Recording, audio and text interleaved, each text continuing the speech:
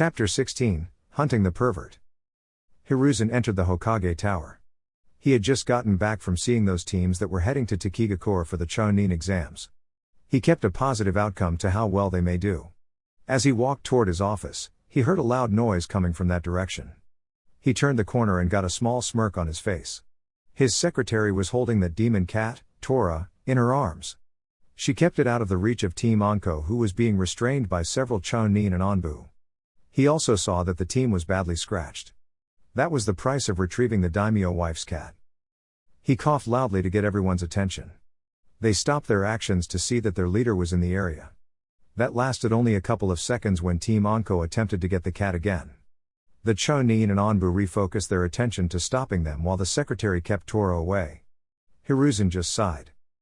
Team Anko stood in front of Hiruzen, badly bruised and angry. Hiruzen just looked at them with amusement. "Okay, I believe it would be safer if your team never gets the capture Tora mission ever again," Hiruzen said. "That would be most wise, Hokage-sama," Anko said. "Yeah, we're killing it next time," Jacken added. "I'm with you," Naruto commented. "I don't give a damn if the samurai come after me," Yakumo finished. Hiruzen just smiled at the angry team. Team Anko was one of the best team among the Jinan teams. They were a well-oiled machine that got the job done. As he looked over his records, Anko's team did more D and C rank missions than any squad. He was happy that his gamble paid off so well. It was very liberating to rub it in elders' faces. As he continued to look on, he noticed something. There was supposed to be a report from one of his out-in-the-field shinobi. The report was due 3 weeks ago. He frowned and wondered what the hell was taking him so long to report to him. He looked at Team Anko and shrugged. While it might be an impossible task, he felt confident that this team might complete the mission he was planning. "Okay, I have a personal favor to ask of you," Hiruzen began. "What is it, Hokage-sama?" Anko asked. "I need you to track and retrieve one of my shinobi. He was to check in 3 weeks ago with a status report," he explained. "Do you believe that he's been captured?" asked Naruto.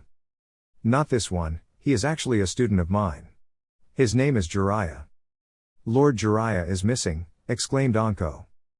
"It's more like he's goofing off again. Trust me, Jiraiya is an excellent spy but has some very bad and annoying habits. One of these habits must be the reason that he is not reported in. Track him down and bring him back to Konoha. Use whatever means you have to," he said. "Yes, sir," they all said and left to get prepared. Hiruzen prayed for their success. The team entered Otafuku-gai, homely woman town. The town was known for its hotels and gentlemen clubs. It was also the last place that Jiraiya was seen. "Why would Lord Jiraiya come to a place like this?" Yakumo asked. "Got me, but this is where he was last reported." "Alright, we'll split up and search the area," Anko ordered. The team nodded and made their way to different corners of the city. It would be several hours of searching, but they yielded no results. The team reunited to get something to eat. As they ate, they vented their frustrations. "How can it be this hard to find one guy?" Jacken whined. "He is one of Konoha's best spies. He wouldn't be much of one if we could find him so easily," Yakumo commented. "True, but you would think that someone must have seen him at some point," Naruto said. "Complaining isn't going to get us anywhere. Let's just finish up and get ready to resume the search." The team groaned in displeasure and continued to eat. They finished their meals and went to pay for it. When the waiter came, Anko decided to ask him the same question she's asked everyone. "Hey, I was wondering if you've seen a man around here." "What does he look like?" the waiter asked. "Average height, average built, long white spiky hair, 2 red streak coming down his face, does that ring any bells?" she asked. "Yeah, I know who you're talking about. He should still be at the Fun Street Kanrika-gai, Pleasure Quarter," the waiter told them. The team was ecstatic at the news and asked for directions to the place. Anko wanted to stop them but reconsidered it. After all, it would be funny to see their reactions when they realized what this place was. Anko was not disappointed as they entered the Fun Street Narika-gai. All 3 of her charges were blushing like mad. She only wished she had a camera with her to remember this moment. It only got funnier when the half-naked girls were all over Naruto. They cooed at him and touched his whisker marks, which made him get redder. Jacken got a few admirers, as did Yakumo. She wasn't mistaken as a boy, the world was just like that. Having enough fun at their expense, Anko asked where she could find Jiraiya. All of them giggled and led them to where Jiraiya was. They were led into a large room where Jiraiya was surrounded by many women of different sizes. The man had a bottle of sake in his hand and had his arm around the waist of one of the women. The team could not believe that this was the student of the Sandaime. The woman who led them made her way toward him. "Jiraiya-sama, you have some guest," she said. Jiraiya looked over to them. His eyes quickly focused on Anko. "Well, a new girl and she's a kunoichi geisha," he said in a drunken haze. Anko raised an amused eyebrow. "Great, this guy's a pervert." Naruto muttered. "Hey, I'm not a pervert, you brat. I'm a super pervert," Jiraiya admitted, causing the girls to giggle.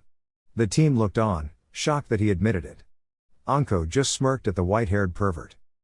"Sorry, old man, but you can handle this," Anko said. "You never know that, my dear. I'll do things that you've never experienced before," Jiraiya said seductively. "Really, I might just take you up on that," Anko flirted. The Genin were not amused. "Hey, we didn't come here so you could get your rocks off," Jacken shouted. He then turned back to Jiraiya. "Look, pervert, you're 3 weeks late with your report to the Hokage and we're here to escort you back to Konoha." Jacken suddenly realized that he was talking to air. Noticing his team's gaze, he found Jiraiya flirting with Anko again. "So, you want to ditch these brats and take me up on that offer?" he asked suggestively. "As fun as it may be to watch you die happy, I'm afraid my Genin is right. We're here to escort you back to Konoha. Maybe if you come quietly, I just may take you up on that offer," Anko said with a grin. "Sorry darling, but I can't return just yet. Just tell the old man that I'll see him in 5 days," Jiraiya said. He suddenly felt something on his groin area. He looked down to see a kunai. "Sorry Lord Jiraiya, but this isn't up for debate. You're coming with us," Anko stated.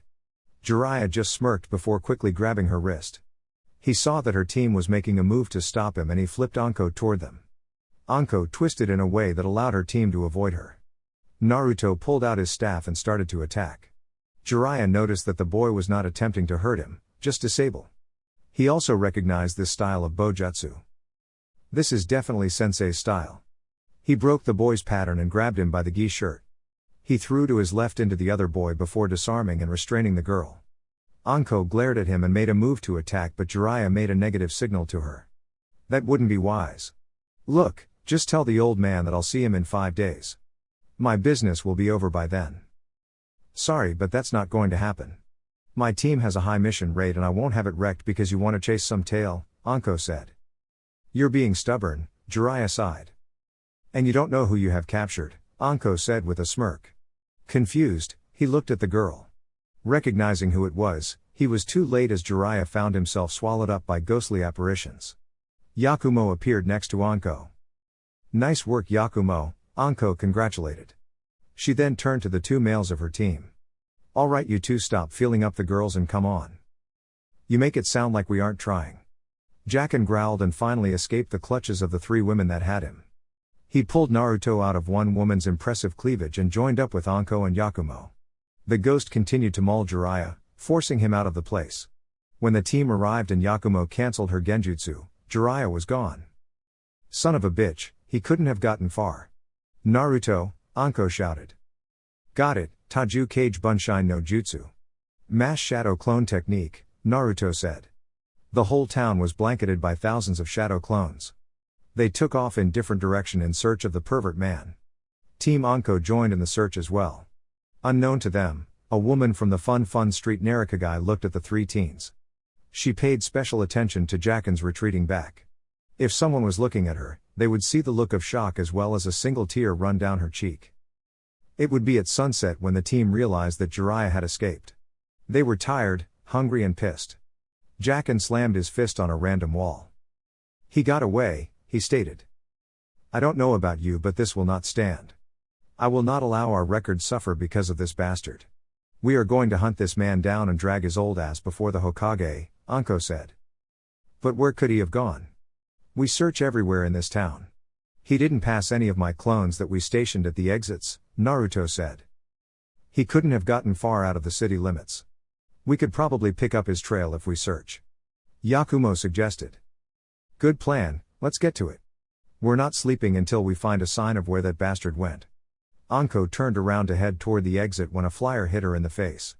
Already annoyed, Anko ripped the flyer off and was about to tear it into pieces when she noticed something. She suddenly got a wicked grin on her face which her team saw. "What is it, sensei?" Naruto asked. "I don't think we need to find a trail. I have a good idea where he's going," Anko said and handed her team the flyer. They looked at it and got the same grin on their faces. They decided to rest for the night and continue out as soon as the sun rises. They had a troublesome pervert to hunt down. Kuni, land of hot water, was a country that was famous for its hot springs. Their most favorite spring was a naturally heated resort that was built on the side of a dormant volcano. Around this time, the resort held a special contest, a bikini contest. Girls from all places came to this event and they were cheered on by many. There were always 3 judges who would later pick a winner. The prize was always different. This year's prize was 5,000 Ryo and a part in the next Icha Icha novel whose author was a judge this year. Team Anko was within the crowd but kept a low profile so that their target would not see them. Yakumo looked at her sensei. "Are you sure that we should be doing this to Naruto? Judging by what we know of this man, he could be in some serious trouble," she said. "Don't worry about it. Naruto will lead him to the hotel room where we will surprise him. Trust me, we'll have him bound and gagged before he even tries anything," Anko said in reassurance. "Why are we letting the pipsqueak handle this? Shouldn't you have done it? You don't mind flaunting it," Jacken said. "Hey, I don't flaunt it. Besides, since he's gotten a good look at me, he'll know that it was a trap. Anyway, this will be a lesson in espionage that you guys have to learn anyway," Anko explained. They watched as the announcer led the girl off the stage. "All right everybody, get ready for a special treat. A late entry has entered the competition and guess what, they're twins," the announcer said, getting a loud cheer from the crowd. "Let's hear it for our final contestants, Naruko and Ryoko." 2 girls, no more than 16, walked onto the stage. They were both blonde and had their hair in pigtails. The 2 also had 3 whisker marks on each cheek which made the men go wild. They showed off their bodies which were bouncing around for all to see. Both turned to the judges and focused in on Jiraiya. They winked at him and gave him a little show. When he tried to reach for them, one sister pulled the other away and gave him the no touchy sign with her finger. They continued to wow the crowd and when their time was up, they left the stage. Team Anko was impressed. "Wow, he did better than I thought," Anko said in shock. "I still hate that jutsu but it does have some uses. I'll admit that I'm impressed as well." Yakumo then turned to a blushing Jacken. "What's the matter with you?" she asked in concern. "Nothing. Just leave me alone for a while," he exclaimed. "Aw, did you get a boner from watching your teammate?" Anko teased. Jacken let out a string of curses as both females laughed at him. After the contest, Jiraiya was taking pictures with the winner of the contest. When it was over he was about to ask her something when he felt a pair of soft tissue on both arms. He grinned as he noticed the twins. They were both still in their bikinis. They also had some pouts on their face. "Jiraiya-sama, how could you?" Naruto asked with a pout. "After the show we put on for you?" Ryoko added. "I am sorry ladies but you both were a close second," Jiraiya told. No fair," Naruto whined. "We want a model for you. Please let us model for you," Ryoko asked cutely. Model, Naruto added. "Well, I don't see why not. Do you have a place in mind?" he asked. "Let's go upstairs to our room. We'll model for you," Ryoko said. "Even in the nude?" Naruto added. Jiraiya was sold and rushed both girls to their room. They all entered and both girls placed Jiraiya in a chair. "Are you ready, Jiraiya-sama?" "Oh yeah," he said eagerly. "Close your eyes," Ryoko said. The pervert did just that. He heard the faint sounds of clothes being removed and was giddy with excitement. "Okay, you can open them now." He did just that and found himself wrapped up by a huge boa constrictor. The snake hissed at him. He was confused and afraid when the twins suddenly turned into brats. One brat disappeared in a puff of smoke while the other one had this smug little smirk on his face. "What the hell?" Jiraiya exclaimed. "Sorry big boy, there will be no fun tonight," a familiar voice said. Jiraiya saw that it was Anko and her team. "Okay my pet, swallow him up," she ordered the boa to do. Jiraiya squealed as the snake gobbled him up. When he was completely swallowed, Anko sent the snake back home. We got about 2 days before the juices of the snake dissolve him, so we'll be moving in ninja speed. Hi sensei. They all said. As they left the hotel, Naruto was starting to get disturbed at the fact that Jacken kept looking at him and blushing. What the hell is wrong with you? He asked. Nothing, damn it, just leave me alone, Jacken exclaimed and walked past his team in order to get away from them. Naruto was greatly confused at his attitude and as to why his sensei and best friend were on the ground holding their sides. Chapter 17, Training with the Toad Sage. Team Anko arrived within 2 days. They went straight to the Hokage to give their report. Hiruzen looked at them with curiosity. Were you able to find Jiraiya? He asked. Yes, Hokage-sama, we found him at his last location and engaged him. He managed to escape, but we tracked him down in Yonokuni. Land of Hot Water, Anko reported.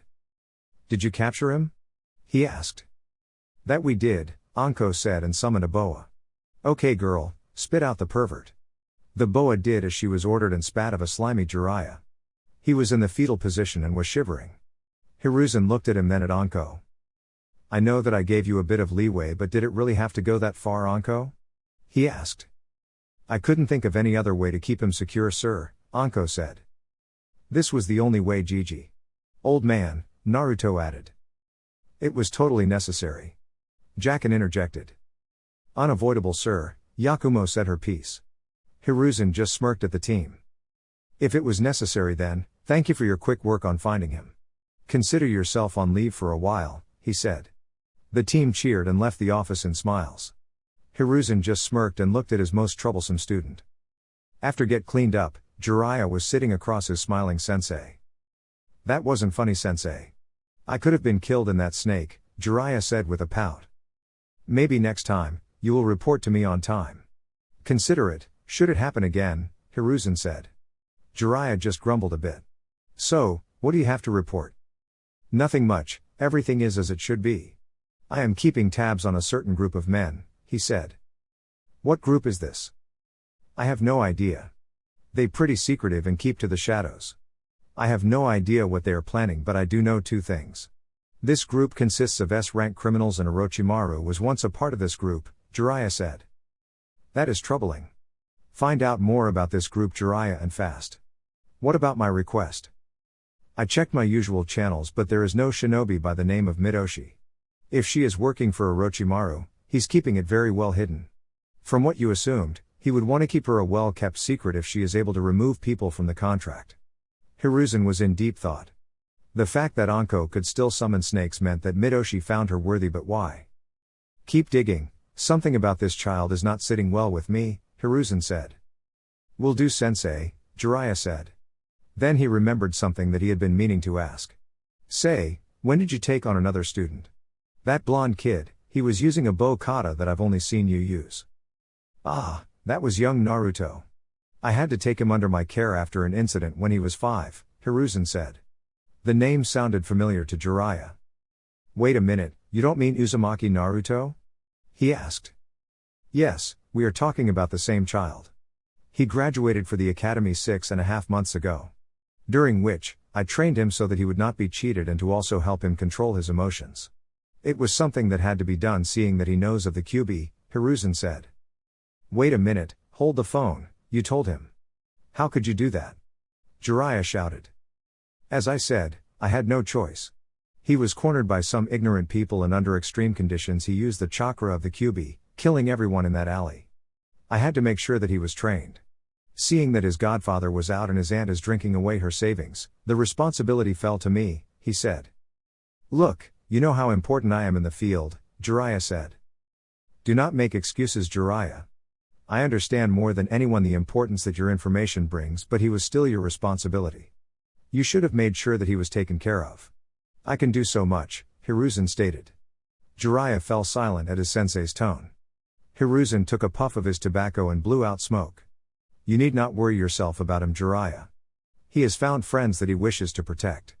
Even after all this village has done, he still wishes to take my hat from me. Hiruzen assured him happily. Jiraiya nodded, but he still felt a bit bad. He really didn't take his duties as godfather seriously. Maybe it was time to start. Naruto was enjoying his day off. He didn't have too many plans for today. He figured he could always prank someone or annoy Anko-sensei for a new technique, although made sure that his plans did not include the Hyugas. They were still sore about that last prank. As he continued to think, he felt someone to his left. He turned and saw Jiraiya. "Uro-sennin, pervy sage, what are you doing here?" he asked. Jiraiya balked at the name he gave him. "What the hell, what's with the name?" Jiraiya asked. "You're going to stand there and ask about why you earned that name? Really?" Naruto asked in a sarcastic tone. Jiraiya settled on giving the smug punk a dirty look. "For your information, Brad, I'm a special type of pervert that the women flock to," he said. "I see that. I mean, they're practically surrounding the stand." He mocked. "Whatever, Brad, what are you doing today?" Jiraiya asked. "I was just deciding that. I figured that I would just go and train, keep my skills sharp," Naruto said. "Good, let's get started on that," Jiraiya said. He placed some money on the counter and grabbed Naruto's shoulder. They were gone via Shunshine, body flicker. They appeared in one of Konoha's training grounds. Naruto was trying to get his footing while Jiraiya smirked at him. Naruto glared at the man. "You could have warned me that you were about to do that," he shouted. "Shh, kid, you don't want to disturb our guests," Jiraiya said. "What guests?" Naruto asked. He watched as Jiraiya parted the tall grass and started to giggle. Curious, he looked and wasn't too surprised. He saw 3 women, splashing water on each other. He gave Jiraiya a look. "Why did you bring me here?" he asked, annoyed. "What? Oh yeah, I'm here to show you a technique," Jiraiya said. "A technique? Why would you show me a technique after what we did to you?" he asked. "Well, you guys impressed me. It's not every day I get tricked like that. So what do you say?"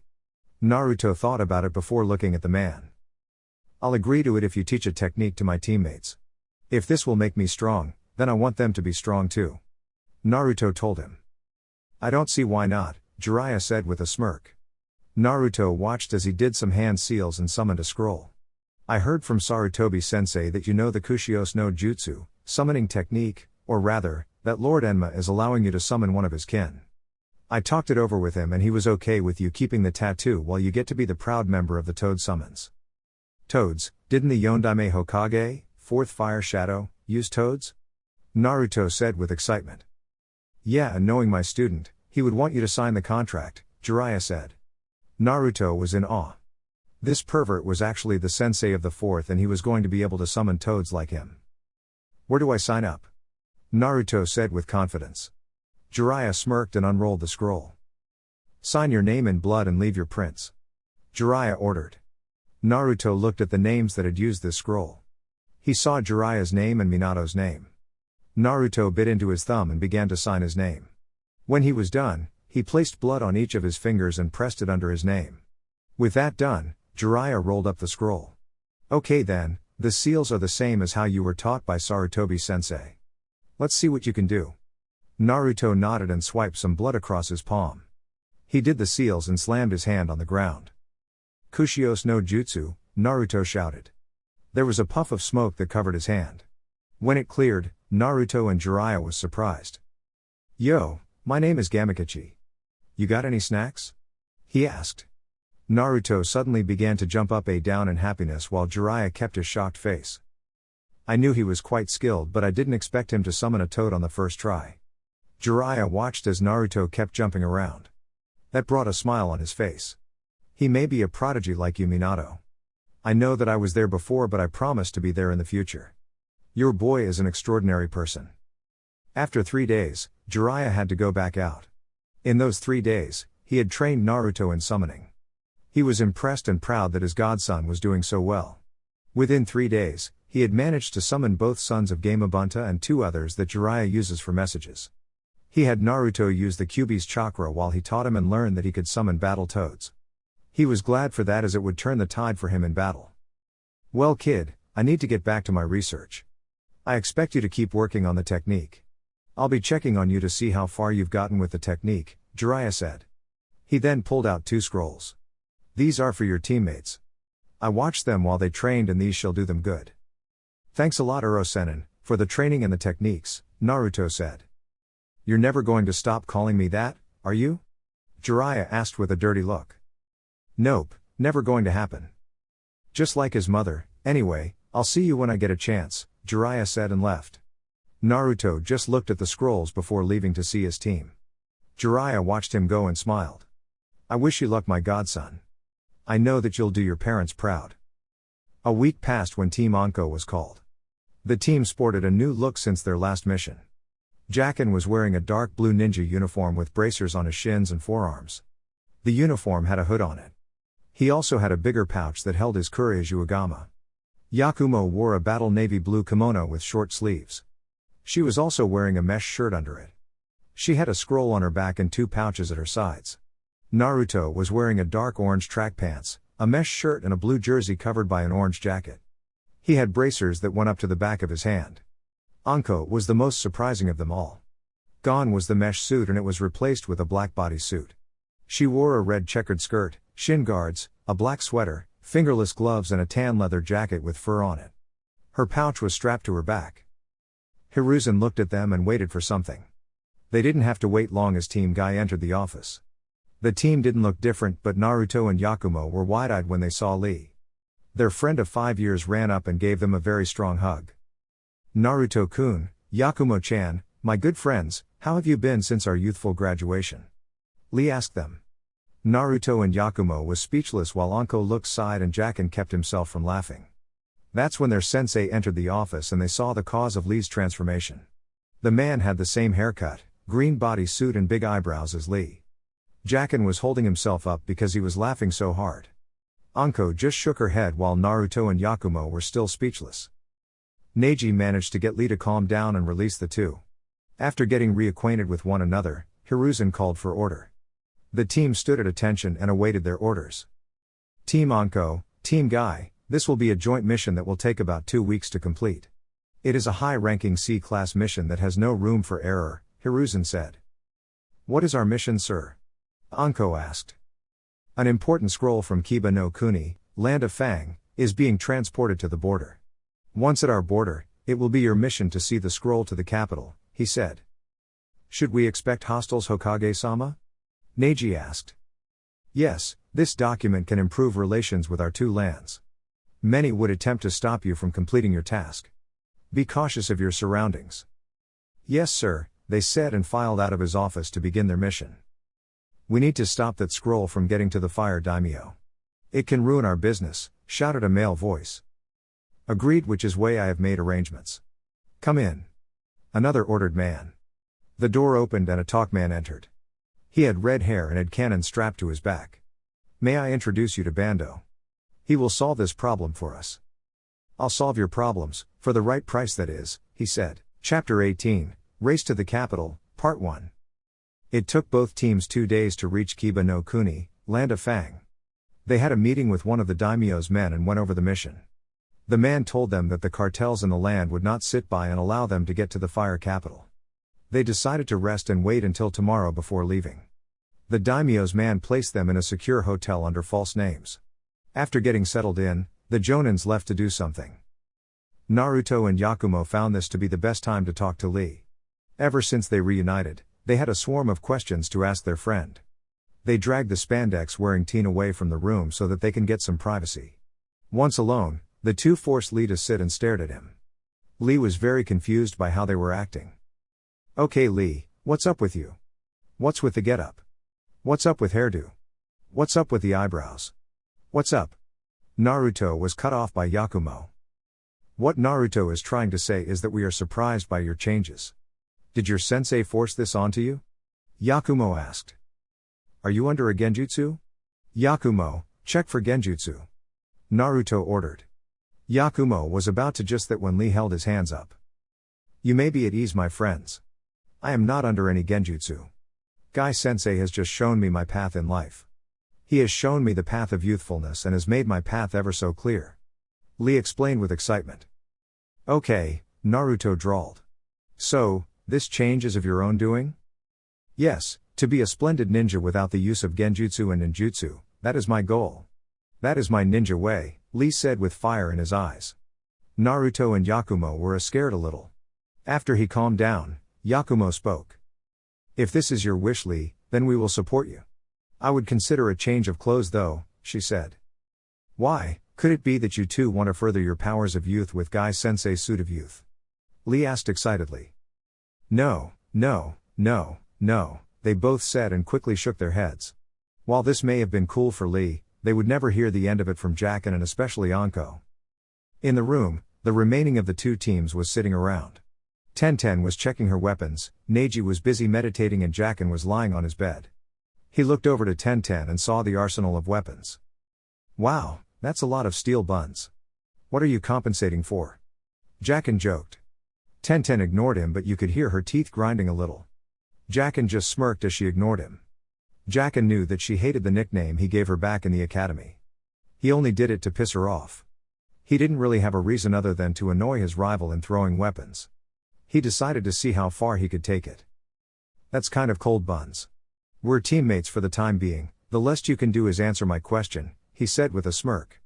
Tenten saw his smirk and glared at the older teen.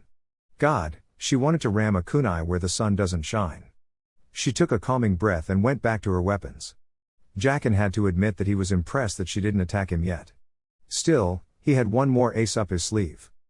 Just as well, I'm going to have to cover for the both of our teams. The way you throw your weapons around, I still think the instructors cheated for you, Jacken said. What was that? What the hell did you just say? Tenten snarled. You heard me, buns, he said. Tenten looked ready to strangle him. She reached for a kunai but quickly calmed herself. Chanting the mantra only 3 more days, Tenten faced him with a calm expression. You know what, I'm not going to fall for it. You can say whatever you want, but the fact is that you're just a bitter little boy, she said. Excuse me? Tenten got in his face before talking again. All you do is bitch and moan about how you should be number 1, but that belongs to me. So just deal with it, because no matter what, you'll be just the 4th ranked. So kiss my buns and grow a pair. She turned her nose up from him and went back to what she was doing. Jacken looked embarrassed and was red with anger. That would be Tenten, 1, Jacken, 0, Neji said with mirth. Jacken just huffed and found the ceiling interesting. The rest of the team entered the room and looked upon everyone. Anko noticed that Jacken was pissed. Seeing the smile on Tenten's face, Anko got a vicious smirk on her face. Aw, did my oldest Jinan just get emasculated? Anko asked. Shut it, Jacken shouted. Tenten, Neji and Anko began to laugh while the others looked confused. So who are we dealing with? Bando asked. Just 2 Jinan teams and only 2 of them are famous. The henchman said. What the does that mean? He asked. They have a Hyuga teen and Mito Guy, Konoha no Ketakaki Aoi Moju, Konoha's sublime green beast of prey. The henchman answered. The Hyuga might be a problem. That Byakugan will see us coming a mile off. Alright then, we'll have to change our plans. Even with Mito Guy, there will be no trouble in taking out these Jinan, Bando said with confidence. The teams were a day out from the fire capital. Neji was in the lead because of his Byakugan. So far it was smooth sailing, but the teams kept themselves alert just in case. They continued their trek and entered a heavily woodland area. As they walked, Yakumo got a very bad feeling. Being a part of the Kurama clan and trained heavily by her uncle, she had developed an unreal sense when it came to genjutsu. She could feel the vibes of one right now. Anko-sensei, something is wrong? Yakumo said, alerting everyone. Naruto's staff and Jacken Kusarigama were instantly out. Team Guy was also on alert. What's up, Yakumo? Anko said as she looked around the trees. I believe that we have walked into an ambush. I can feel the effects of a genjutsu. She explained. Impossible, my Byakugan can see through genjutsu, Neji said. That's true, but there are ways to beat a dojutsu, a technique. For example, if you have several people casting layer upon layer of genjutsu at the same time, it can negate a dojutsu. That is what I'm feeling at the moment, Yakumo said. Naruto, use that technique we practiced. Everyone, kill your chakra. Anko ordered. Naruto slammed his palms together and killed all his chakra. He built it up and crossed his arms. With a shout, he unleashed a huge wave of chakra that traveled a long distance. The team felt a tingly sensation for a few seconds. When it passed, Neji activated his Byakugan again. They have us surrounded, he shouted. Knowing that they had been found out, the enemy attacked. It was a brutal battle. Despite their huge numbers, the teams were having an easy time with them. Naruto was causing mass head trauma to several of them. Jacken was cutting them down with amazing speed and efficiency. Yakumo used small genjutsu to confuse her opponents and take them out from behind. Neiji's Juuken was devastating to many who attacked him. Lee was crushing his opponents with no problem. Tenten used her weapons with the skill of a war veteran. The enemy knew that they were beaten as they saw many of their comrades on the ground. Those left beat a hasty retreat. The Jinan was breathing hard and was trying to calm themselves down. The Jonin couldn't be any more proud of them as they did now. Anko walked up to one of the attackers, one that was taken out by Neji. "He'll do," she said. Jacken restrained the man. Guy hoisted the man on his shoulder and they were gone in a flash. Bando threw one of the injured henchmen into the wall hard. He died from the impact. He glared at all of them. He grabbed another henchman and held him up. "What the hell happened? I thought that the ambush was foolproof," he shouted. "It was. I just don't understand it." The girl in the battle kimono was able to tell that they walked into an ambush and the spiky blonde-haired brat was able to disrupt our chakra with his own. The henchman gasped out. "Useless," Bando shouted and killed him with a squeeze of his hand. He looked at the rest of his men. "Gather your weapons. I'll be coming along just to make sure that you don't screw up." Anko circled the man who was currently tied to a tree. She had her jacket off and held a kunai in her hand. She had this devious smile on her face. The man looked a little scared and that made her smile some more. "So, we can do this one of two ways. You can be a spoilsport and tell me what I want to know, or you can be a tough guy and make this fun for me," Anko said. "You don't have the balls to do anything. You might as well kill me now because I'm not saying jack," the man exclaimed. "Oh goody, I was hoping that you would say that. Trust me, tough guy, you will tell me what I want to know," Anko said with a wicked smile before advancing on the man. Tenten jumped again when she heard the cries of something getting gutted. What surprised her the most was the fact that Anko's team didn't look bothered by it. If anything, they looked very annoyed.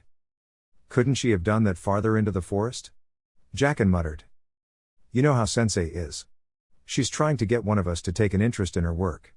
"I'm not falling for it," Naruto said. "It's all Yakumo's fault that happened." Jacken muttered. "Hey, don't blame this on me. That wasn't my fault," Yakumo shouted. "You used Kurama ghost powers on that one guy. I didn't need to know that he was a bedwetter until he was 15 or that he liked braiding his mother's hair," he countered. "For the last time, stop calling my Kekkei Genkai that," Yakumo shouted. "What the hell is wrong with you guys?" Tenten shouted, stopping the argument. "How can you just sit there and not be bothered by this?" "Well, Buns," Jacken said in sage-like voice. He quickly dodged the kunai she threw at him. "The simple fact is that we are better ninja than you." Tenten looked ready to rush him, but she was held by Guy. Jacken jotted that down as a win for him. Naruto sighed while Yakumo bopped him in the head. Anko-chan is actually second in command of Interrogation and Intelligence Department. She is very youthful when it comes to her skills. Guy explained. "Is that what we're saying about her psychotic issues?" Jacken asked mockingly. Anko suddenly appeared and made her way to her pack.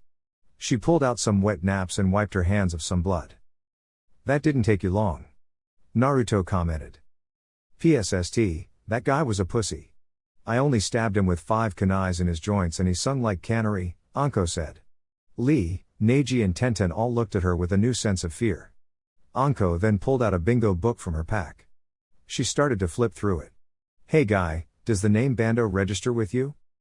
"The arms dealer, he is on many wanted list, Hai no Kuni, Land of Fire, included.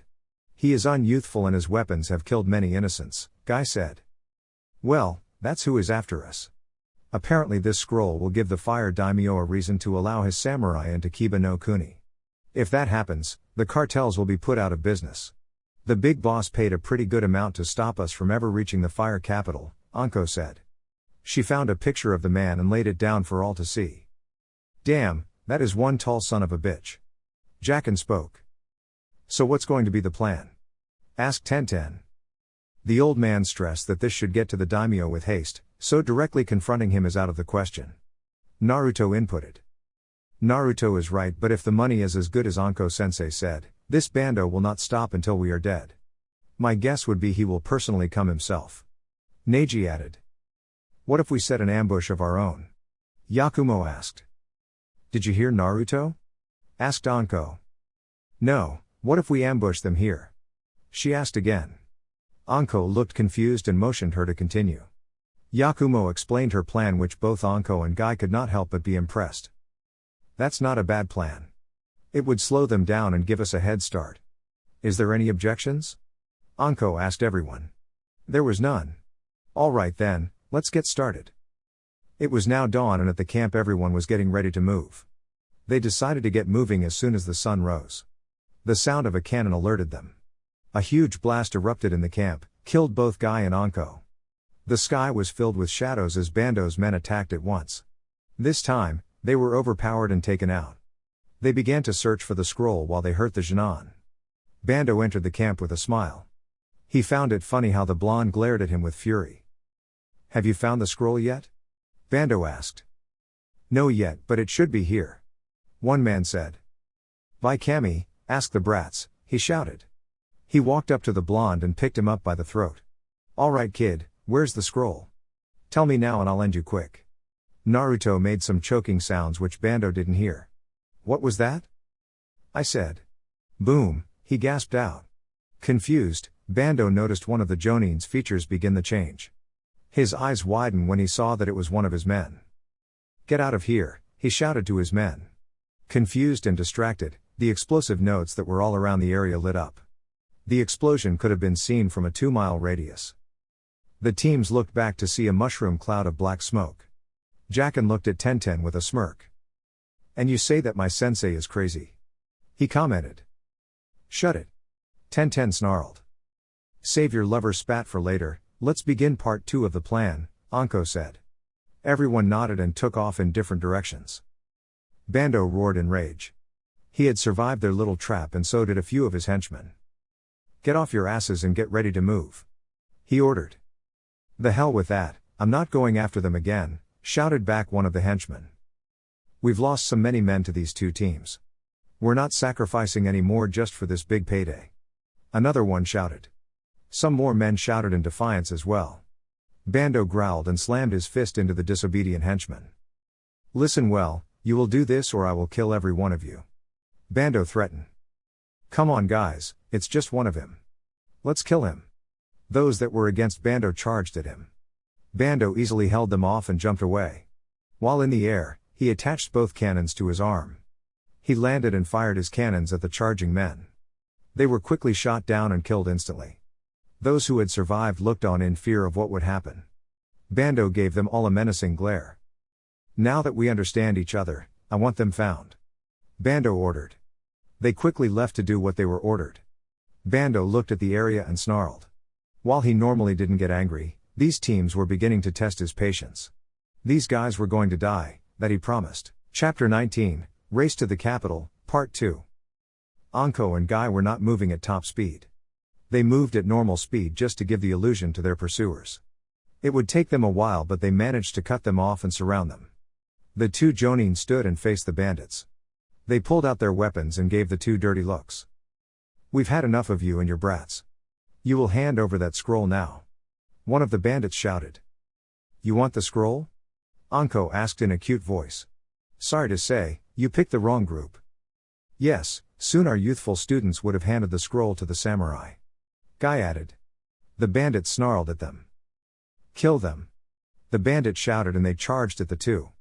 Anko just had a sick smile on her face and raised both of her hands toward the charging bandits. Sin Ayashu. Hidden shadow snake hands, Anko called out. Several black mambas shot out at them. They bit into them, making them fall down. Anko then jumped over a sword strike and landed on the man's shoulders. She flipped back, bringing the attacker with her, and slamming his head into the ground. She was quickly on her feet and pulled out two kunai. She began to parry attacks and cutting people up. Guy was running through them with amazing speed. He broke bones, busted jaws and caused severe internal damage to anyone stupid enough to attack him. With cries of Konoha Senpu, Leaf Whirlwind, and Konoha Kaiganshu, Leaf Rock Destroying Rise, the bandits were quickly dealt with. When it was over, the bandits laid on the ground either dead or unconscious. Well, that wasn't too tough of a workout, Anko said with a little disappointment. Now is not the time, Anko. We must check on our students, Guy said. Fine, let's get going, Anko said. The two took off, this time at faster speeds. Jacken, Tenten and Yakumo continued on their way to the capital. They were moving to accommodate for Yakumo. Thought her physical strength had improved under Anko, she was not one for stamina like her two teammates. As they continued to run, they heard the sounds of agony coming from behind them. By the amount of voices, they realized that a group of bandits were following them. Suddenly the noise stopped. You think that they got the message? Tenten asked. I'm pretty sure that they did. I mean, my traps would have taken out anyone. Jacken boasted. Oh please, an academy student could have seen that trap you set, Tenten said. It was meant to be seen as a decoy to activate the real trap. What about you? What's with you in chains? Jacken said. What does that mean? Tenten asked in a threatened tone. It means that it wasn't a good trap. Oh wow, chains shoot out from nowhere and blocked our path. We have to turn back and forget about pursuing them. Please. Jacken mocked. Why don't you go to hell, Jacken? Tenten snarled. Why don't you kiss my ass buns? Jacken spat. The two ended up glaring at each other, sparks coming out of their eyes. Yakumo just sighed and shook her head. She could just see these two later in years. She wouldn't be surprised if the two ended up sleeping with one another. She couldn't wait to get away from the arguing couple. Naruto, Neji and Lee moved in a single file. With Neji in the back they could see who was coming from behind. That's why they were prepared when Neji saw a blast of chakra coming their way. Everyone, hit the deck, he shouted. The boys dodged and got out of the way. The blast blew some branches off and placed dents in the tree trucks. Bando appeared and began to fire his cannons at all three of them. They kept moving as the blast of chakra kept blasting through the trees. Lee decided to act and moved toward Bando. The man was surprised at the young boy's speed. When he was close enough, Lee unleashed his attack. Konoha Senpu, he shouted. The kick connected with Bando's midsection. Lee saw that Bando didn't look hurt at all. Bando smirked and reared his cannons back. Naruto moved quickly and substituted Lee. The cannons connected with him but he exploded into smoke. Neji used the distraction to hit Bando in the chest with a Juuken strike. Bando did not feel it and pointed at Neji. Neji was just as fast and was gone just as he fired. Bando heard the sound of metal flying through the air. He turned to face the attack. The kunai hit his armor with a clang. He saw the explosive notes but did not worry about it. They exploded but when the smoke cleared, Bando was still fine. Naruto saw that there was a yellow glow coming off him. Chakra armor, I've only heard about it, Naruto said. What do you know about it, Uzumaki? Neji asked. The armor protects the user from all types of attacks. Ninjutsu, genjutsu, ninja tools, they won't work against it. What confuses me is that the armor is mostly used in Yuki no Kuni. How did this guy get it? He wondered. Well, Guy-sensei did say that this guy was a weapons dealer, Lee said. Good point, all three looked at Bando as he searched for them. Naruto noticed something and smirked. Neji, do you have any new jutsu? Two, but I have not perfected them yet, Neji said. There's no time like the present. Lee, you see the wire? Lee nodded to his question. While Neji and I distract him, you need to cut that wire. After that, Neji will hit him with his new attack, Naruto said. The two nodded and separated. Naruto appeared first, throwing several kunai that had explosive notes attached to the kunai. He did a few seals and slammed his hands together. Futon, Repushu. Wind release, violent wind palm, Naruto shouted. The gust of wind increased the speed of the kunai. They hit the armor with a thunk and exploded. When the smoke cleared, Bando was still standing tall. Nice try, brat, take this, Bando roared and aimed his cannons. Out of the way, Uzumaki. Neji ordered. Naruto got out of the way. Bando didn't care and fired his cannons. Neji saw this and began to spin. Hakushu Kaiden. 8 trigrams palms heavenly spin, Neji called out. A dome of spinning chakra appeared and took Bando's attack. The blast was deflected and sent in a random direction. Bando growled in anger and was about to fire a stronger blast but he was interrupted by Lee. Konoha Senpu, Lee shouted and connected with Bando's side. Bando was surprised when he felt the kick, knowing that his chakra armor should have lessened their attacks. Naruto helped Lee and attacked with his staff. He used powerful bow strikes to help Lee break the armor. Bando roared and tried to knock both boys back. They jumped back away from Bando to avoid it. He was about to fire, but he heard the sound of fizzling paper.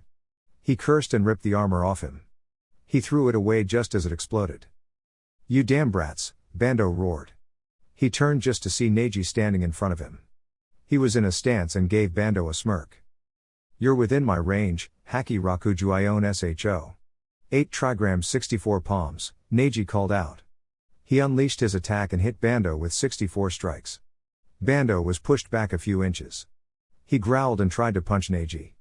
Neji ducked and jumped away. Bando aimed his cannons, but he could not focus his chakra. He was enraged and kept trying to fire his cannons. Naruto and Lee appeared next to Neji, who was looking at the Bando with his Byakugan. Naruto turned to Neji. "Not to bring up old discussions, but aren't those main house techniques you just used?" Naruto asked.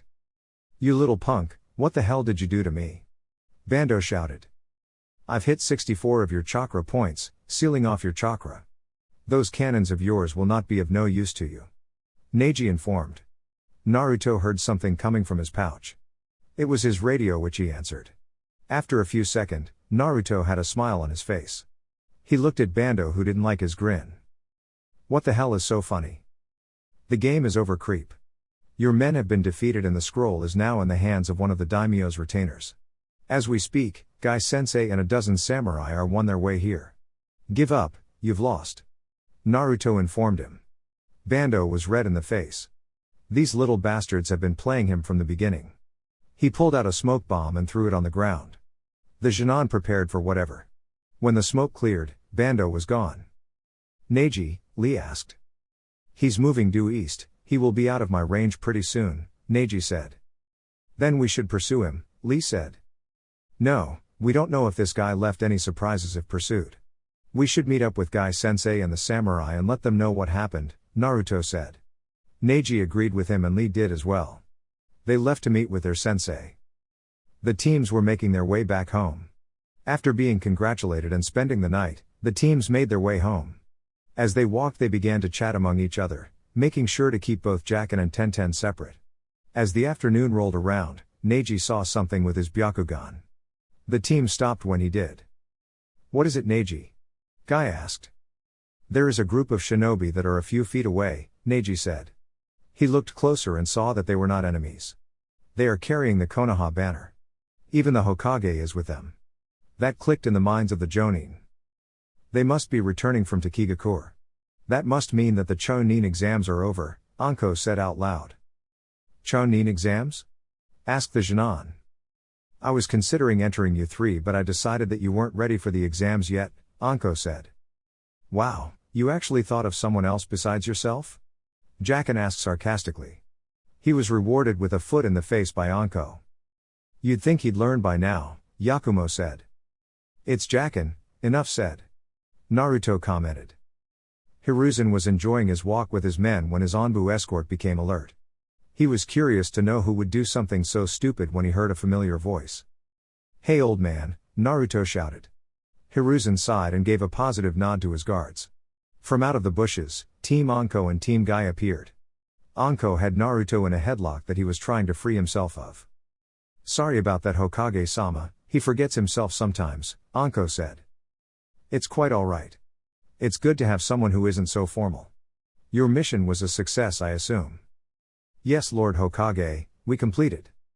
Inside voice Guy, Hiruzen said. "Yes, we completed our mission with earnest and youthfulness," Guy explained. "Right then, you two can give your reports while we walk," Hiruzen said, and the entourage continued on their way to Konoha. The group made it a good distance and would arrive in Konoha by mid-afternoon.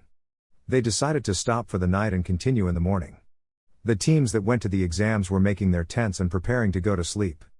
The Jonin and Chonin were giving out shifts for watch and designing defensive positions. With everything discussed and figured out, everyone sat and had dinner. After having dinner with his team, Naruto decided to get to sleep. As he was making his way to his tent, he caught sight of something. It was moving pretty slow and carefully. He was intrigued by what that was and decided to follow it. He kept back a good distance and blended in with his surroundings.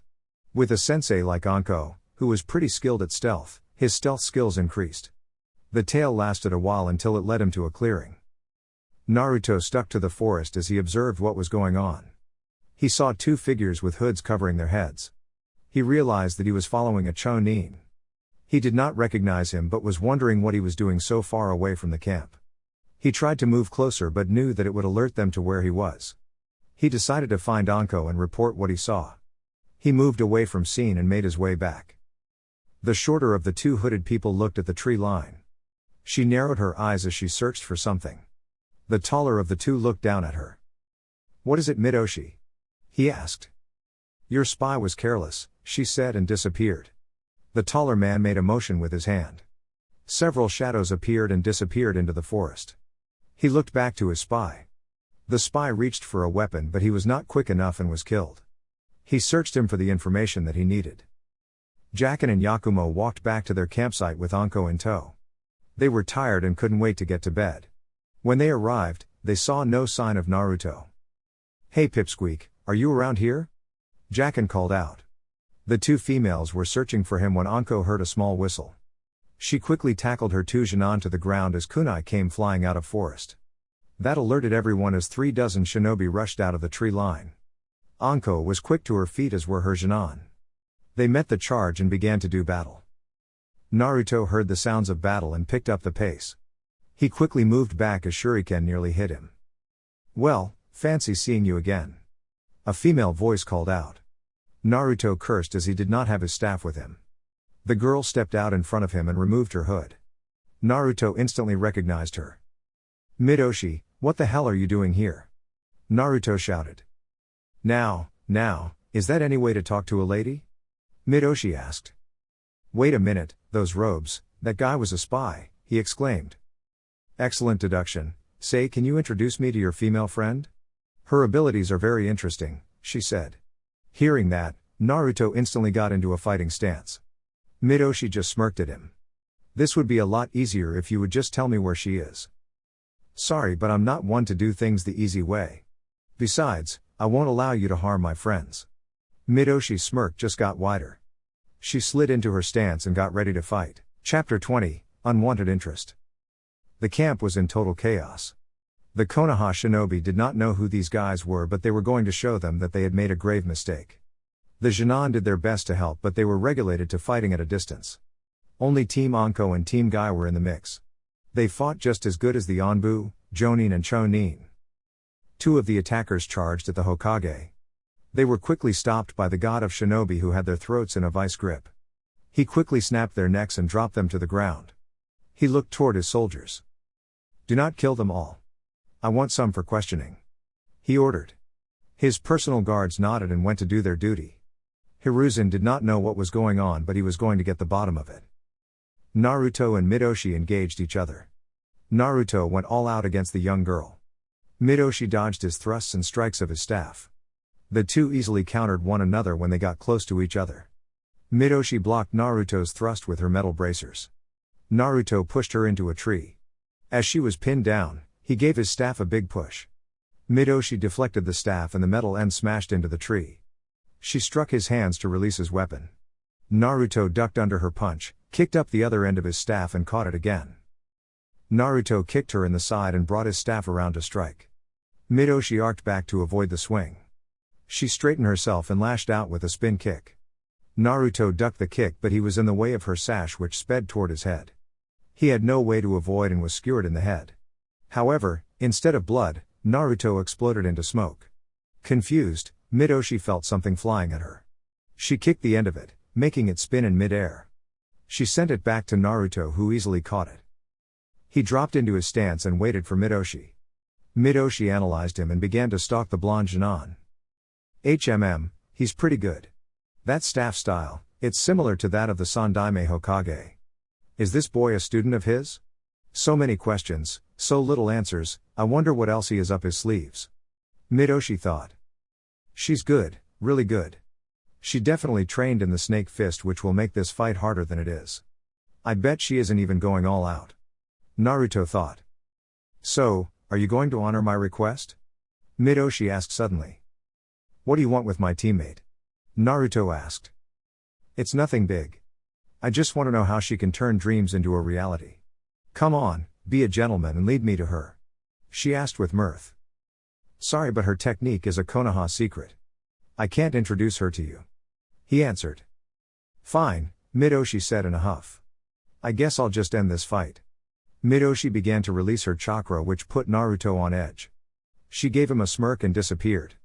Naruto raised his staff to block her strike, but Midoshi knife hand thrust split the staff and continued on its path. Naruto managed to jump back, but he was still nicked. He slid to a stop while Midoshi observed her fingers. That was a kill strike. I'm surprised that you avoided that, Midoshi said. Her grin got sinister. Let's see how long that will last.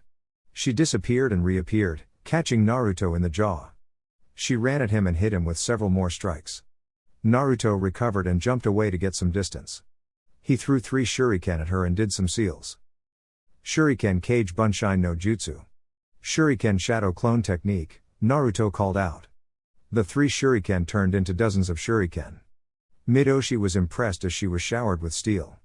Naruto took a deep breath as he looked at his work. He suddenly cried out when he was cut in the back. Midoshi appeared from out of the tree and began beating on Naruto in midair. Even as he was getting pummeled, he was still able to deactivate his last technique. They hit the ground, Midoshi on top of Naruto. Midoshi looked at Naruto with a smile. Well, I guess it's time to end this little dance. She cocked her hand back in a spear-like position. See ya. She threw her hand forward with great speed. Just as it was about to connect, Naruto caught her wrist. Midoshi was shocked and looked at him. She noticed that his whiskers were getting darker and his chakra was growing. She was yanked forward and was now eye to eye with him. What's happened to his eyes? My turn. Naruto growled and slammed his fist into her jaw. She was sent flying in the air and came to a stop on the tree. Naruto moved toward her with amazing speed. Midoshi saw him coming and launched her fist at him. It passed through his afterimage. She had no time to be shocked as she was hit from her side. She hit the ground with a boom. She quickly moved as Naruto punched the ground. She got to her feet and sprang forward toward Naruto.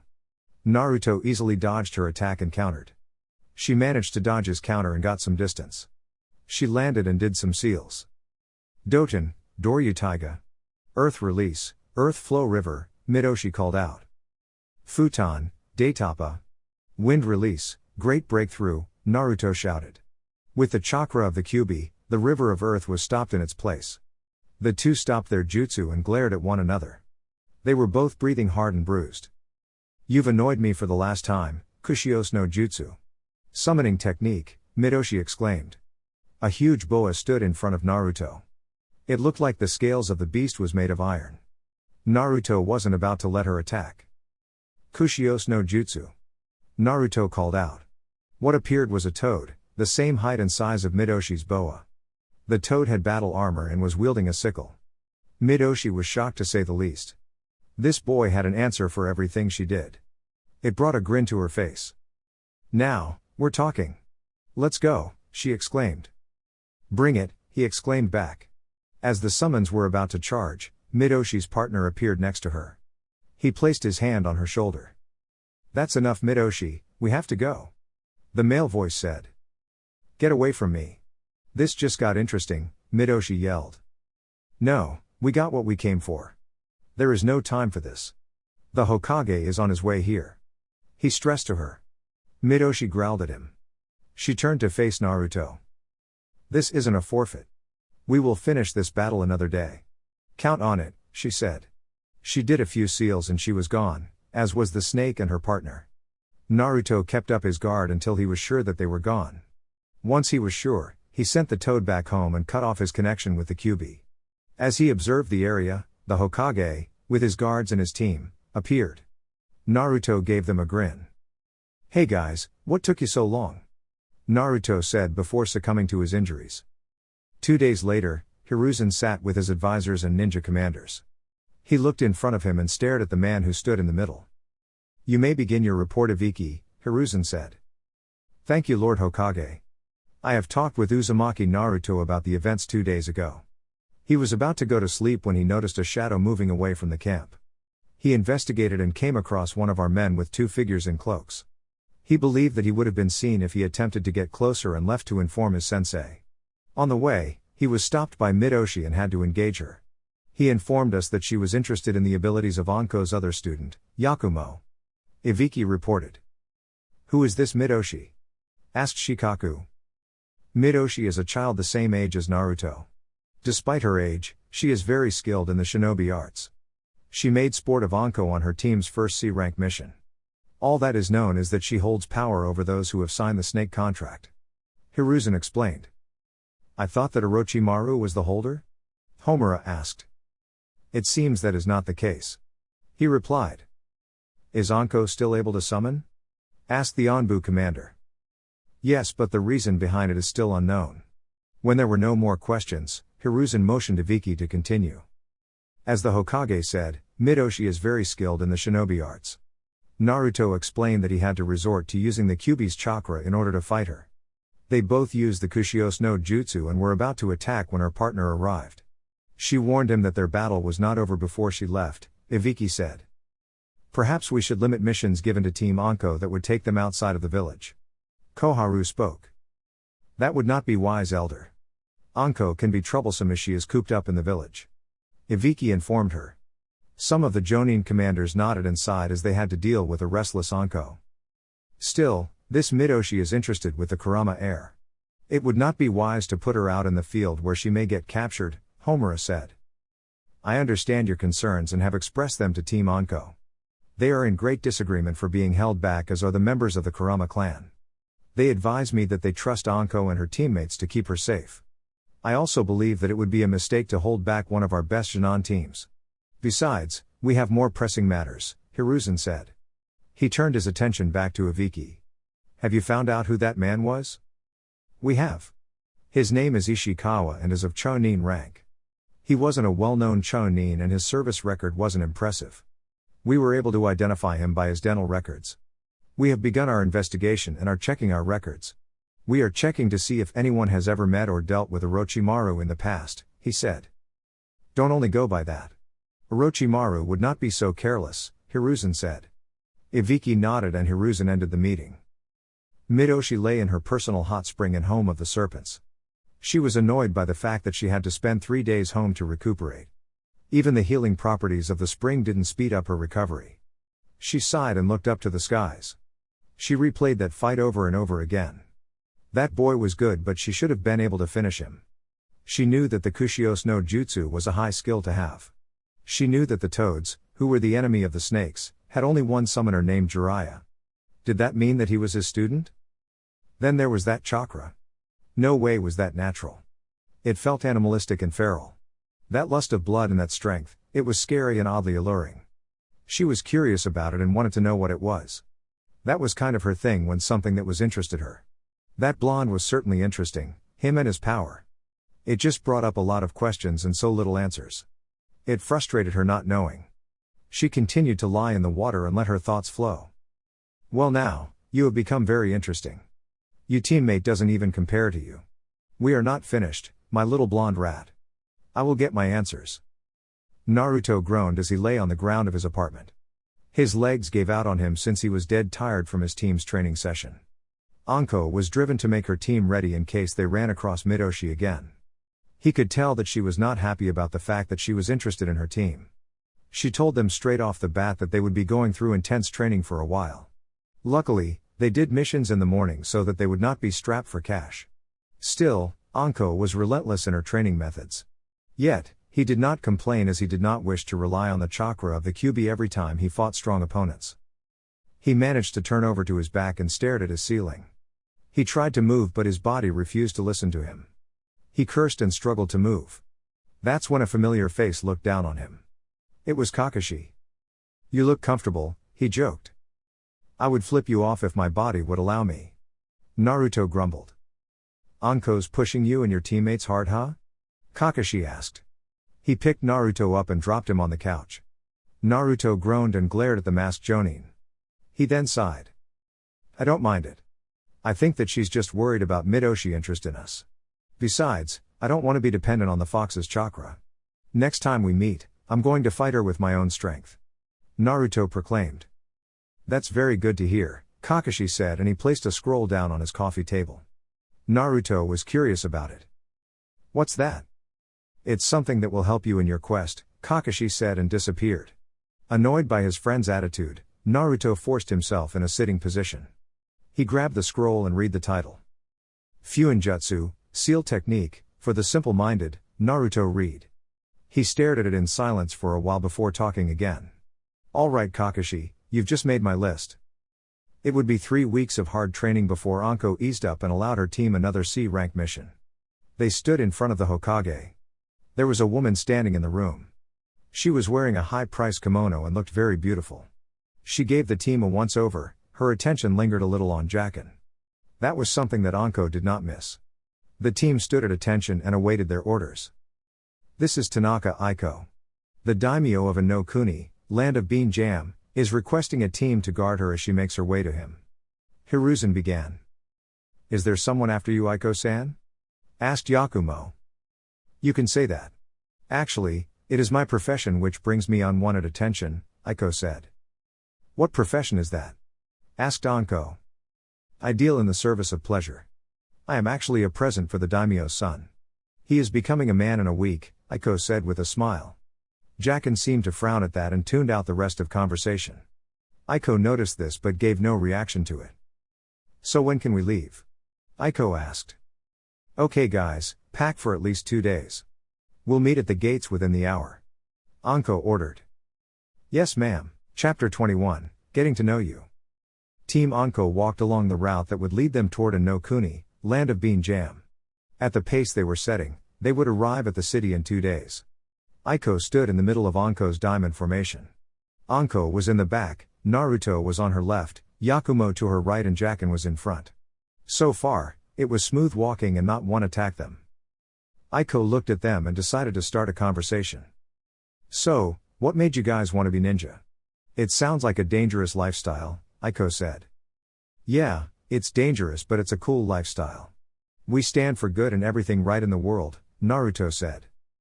Is that so? Aiko said with interest. He's still a child. The shinobi world isn't as sunny as the brat says, Anko said, ignoring Naruto's glare. So it's not all sunny like Naruto said? She asked. No, sometimes we do things that others find disgusting and disturbing. We aren't seen in too positive light as our hands are stained with blood. Yakumo explained. Come on, that sounds depressing. If you think like that, then the whole world is dark. Naruto interjected. She's just being truthful, Naruto. You know the truth as well, Anko said. True, but that doesn't mean we have to depress the client with our gloomy lifestyle, Naruto said. The brat has a point. Anko admitted. Aiko giggled as she observed them. You all seem very close to one another, Aiko said. They see me like a cool ant, Anko said. More like a psychotic ant. Naruto muttered. The psychotic ant who escaped solitary confinement. Yakumo added. What was that, you stupid brats? Anko growled. Nothing, sensei. They both said. Aiko laughed but then looked at the back of Jacken. She was curious as to why he wasn't saying anything. Do you have anything to add, Jacken? She asked. We kill, we die, that's all I have to say, Jacken said darkly. Everyone looked at the teen with confusion. Jacken was a jerk but he wasn't that much of a jerk. Yakumo decided to change the subject. So Aiko-san, why is it that you chose this path in life? She asked. Jacken scoffed at the question. It wasn't by choice. My father had debts and sold me to cover them. I could have left the life after the debt was paid but I got used to it. It isn't a respected life but it is one that I have come to accept, Aiko said. Of course you got use it. Doing any real work would be too hard for a whore. Jacken muttered. Anko was quickly in front of him and gave him a hard slap to his cheek. That's enough, Jacken.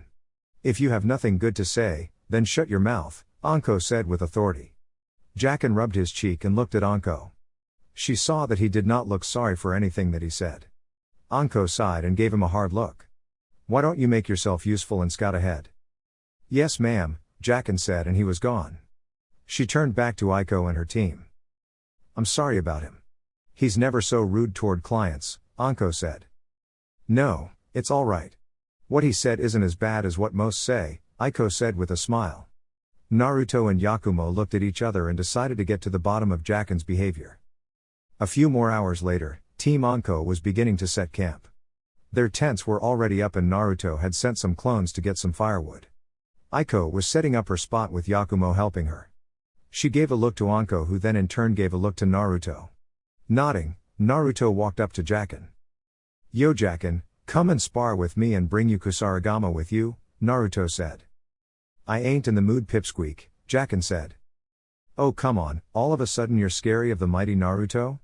Trust me, you won't even lay a blade on me," Naruto boasted. Jacken narrowed his eyes, but he looked at Anko.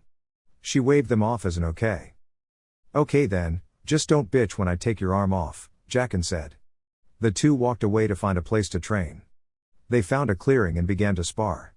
After half an hour of sparring, Naruto decided to talk. "So, what's your deal, man?" Naruto asked. He moved in close and began to thrust his staff in his face. "What are you talking about, pipsqueak?"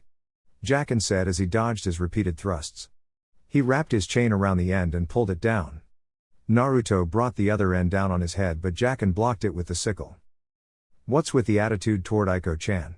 Your usual rude, but the way you've been acting is out of line," Naruto said. Jacken growled and pushed him away. Naruto hopped back before Jacken's kick could connect. He twirled the chain around his staff and pulled on it. Jacken stopped him from pulling him in. "That's none of your business," Jacken snarled. "Well, I'm making it my business. Look man, we're teammates.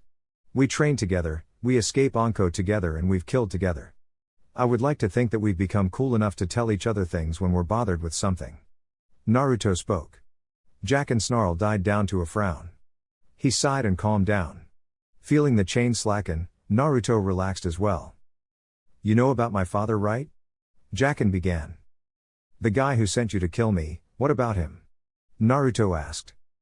"He always told me that he never wanted me. He said that I was left on his doorstep because that whore didn't want me either," he explained. "Wait a minute, you're saying that your father screwed a prostitute and got her pregnant?" "Yeah. He never let up on telling me that. He would always call her a whore and curse her for leaving me on his doorstep.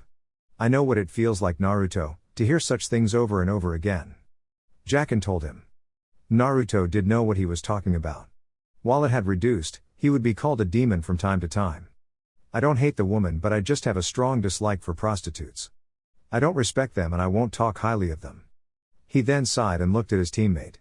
"Look, if it will make everyone feel better, I'll apologize and I'll keep my opinions to myself. I guess that's the best I can ask for."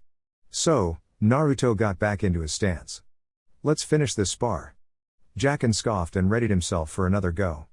Yakumo released her genjutsu that she used to hide herself and Aiko. Yakumo looked at Aiko, who had a sad expression on her face. The woman stood and walked back to the camp without a word. When she was gone, Anko appeared next to her student. Anko had a very good look on who Aiko was. She patted her student's head and the two made their way back to the camp. Midoshi was walking around on the surface. The people above ground gave her a wide berth as they knew who she was. She wasn't paying attention to any of them. She had 6 months to get ready for the Chunin exams that would be held in Konoha. She knew this because Orochimaru had plans for his old village during those exams. She didn't really care about gaining any type of rank as she found them ridiculous. Still, she needed a team to help her. Orochimaru had given her some names. She found 3 that would satisfy her plans. She finally reached the place that she was looking for. She entered the grounds and was standing in front of a small house. She stood there with her arms folded and waited. "I'm looking for the Fuma clan members that Orochimaru has under his thumb," she called out. Suddenly, 5 figures appeared and surrounded her. Midoshi looked at them with an uninterested gaze. "Am I to assume that you are the members who are with Orochimaru?" "Yes, we are the guardians of the entrances to the Sound Village." "What do you wish of us, Lady Midoshi?" asked the elder male. "You must be Arashi. I have need of 2 of your members to help me with a little project," Midoshi said. "Who exactly do you need?" Arashi questioned. "The ones you call Kotoheim and Kagero. I need them so that we may train for the next Chunin exam," she explained. This surprised the group that she would want them for that. Arashi looked at the 2 and motioned them to Midoshi. Midoshi looked at the 2 and analyzed them. She was confused with Kagero, who she assumed was a girl. Arashi saw this and explained. "Kagero is quite good at concealing herself. She can become anyone at any time. Even the best censor would not tell the difference," he explained. "A very useful skill, and I know about your skills as well, Kotoheim. You 2 will help me greatly within these exams," she said. They bowed to her. "We are at your service," they said. "Good, let us go and meet our sensei," she said. She left and the two followed her to her next destination. They reached a cave that was outside the village. Midoshi told the two to wait there and went on ahead of them. As she neared the cave, two projectiles were flying toward her. Midoshi didn't look concerned as her sash knocked them aside. She looked at the weapons and saw that they were made of pink crystal. She looked at the cave with a sigh. "Are we going to do this every time we have to meet Guren?" Midoshi asked. A figure jumped out of the cave and landed in front of her. The female had blue hair and brown eyes. She wore a green robe with lavender fur and black shorts. She had lavender leg warmers and shin warmers. She gave Midoshi a glare and formed a blade on her forearm. "What the hell do you want, Midoshi?" Guren spat. "Come on, you're still not angry with me?" Midoshi asked with amusement. Guren looked ready to attack when Midoshi vanished. Guren threw her blade back to catch Midoshi. Midoshi reappeared and blocked her slash with her bracers. She then grabbed her arm and the other before she could make a move. Her sash appeared under Guren's chin. "Can you relax for just a few seconds? I'm not here to fight you again. I have a proposition for you." "Why would I want anything from you? You humiliated me in front of Lord Orochimaru," Guren spat. "Get over it. Be happy that he still keeps you around. Besides, this may put you into his personal circle," Midoshi said. She felt Guren relax and released her. She jumped back and landed away from her. Guren rubbed her shoulders and glared at her. "What's this proposition that you are offering?" Guren asked. Midoshi smiled. The three girls stood in front of Midoshi. She looked at them with a serious expression. "Well now, this will be our team from now on. 6 months from now, the Chunin exams will be held in Konoha. During these exams, Orochimaru will be planning an attack on his old village." Midoshi explained. "So we are a part of the invasion force?" Kotoheim asked. "If you want to be, I'm forming this team so that I can get to the finals. After the first 2 parts, we will go our separate ways," Midoshi said. "What are you planning, Midoshi?" Guren demanded. "There are individuals that I wish to see again. Since the exam has to be done in teams, I formed one." Midoshi answered. "So we're nothing more than a means to an end?" Guren snarled. "Not really, who knows, we might grow to become friends," Midoshi said happily, making everyone look at her with concern. Midoshi looked at Guren. "You will be the sensei of this team. I, myself, will be preparing for the exam with my family. It is your job to get these two ready in 6 months." Guren just nodded stiffly. Midoshi left, leaving a serpent behind to keep an eye on them. Team Anko were about 2 hours away from the city when Anko called for a rest. She looked at the group with a smile on her face. Everyone was on edge when they saw that smile, which made Anko grin wider. "Oh, don't give me that look. I just need some help in filling our canteens. Yakumo, Naruto, you guys come with me," Anko said. "Ah, sensei, maybe I should help you?" Jacken asked. "Oh no, you're the strongest out of all of us. I trust you to protect Aiko-san. Come on brats, let's go." Anko ordered and left before any other arguments could be made. Now alone, Jacken and Aiko sat in complete silence. It was an uncomfortable silence which made both of them tap their foot. Aiko sighed and turned toward Jacken. "You don't like me, do you?" Aiko said. Jacken did not answer her and continued to ignore her. "I know you don't like me. I'll confess, I overheard you talking with your teammate. I can't speak for myself, but I feel that you do have the right to dislike those in my profession. I know that I was angry at my father for what he did to me. I cursed his name for most of my life. Then I learned that he was dying. At first, I didn't want to go, but I changed my mind. I wanted him to look upon me and see what he had done to his only child." "So what happened?" Jacken asked. "I was all prepared to rub it in his face and spit on his grave when I saw him. He looked so weak and frail.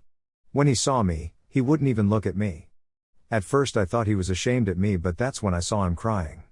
He forced himself to a kneeling position and placed his forehead to me feet. He begged me to forgive him. He told me that he was sorry for what he had done. He was sorry for his weakness. He was sorry for condemning me to such a life. It was such an eye-opener to me," she said. "Did you forgive him?" he asked. "I didn't want to, but to watch him grovel at my feet, crying and begging for me to forgive him, how could I not? From the day he gave me away, his heart had weakened. It showed me that he always thought of me, always regretted the decision he made. I couldn't hate him for that. Jackin couldn't help but look at her in a new light. He didn't think that he would be so forgiving. Could he really forgive his parents for the hellish life that he lived? It gave him something to think about. It was around that time that his team returned. After the short rest, they were on the move again. Aiko stood with the men that hired her. She looked back at Team Anko with a smile. I enjoyed this little trip. Thank you for all your hard work, she said. No problem, you're pretty cool for a call girl, Naruto blurted out. Yakumo and, surprisingly, Jackin slapped him upside the head. Jackin looked at Aiko and vice versa. She smiled at him, which made Jackin blush a little. He turned his head to hide it for her. Aiko walked with the men into the city.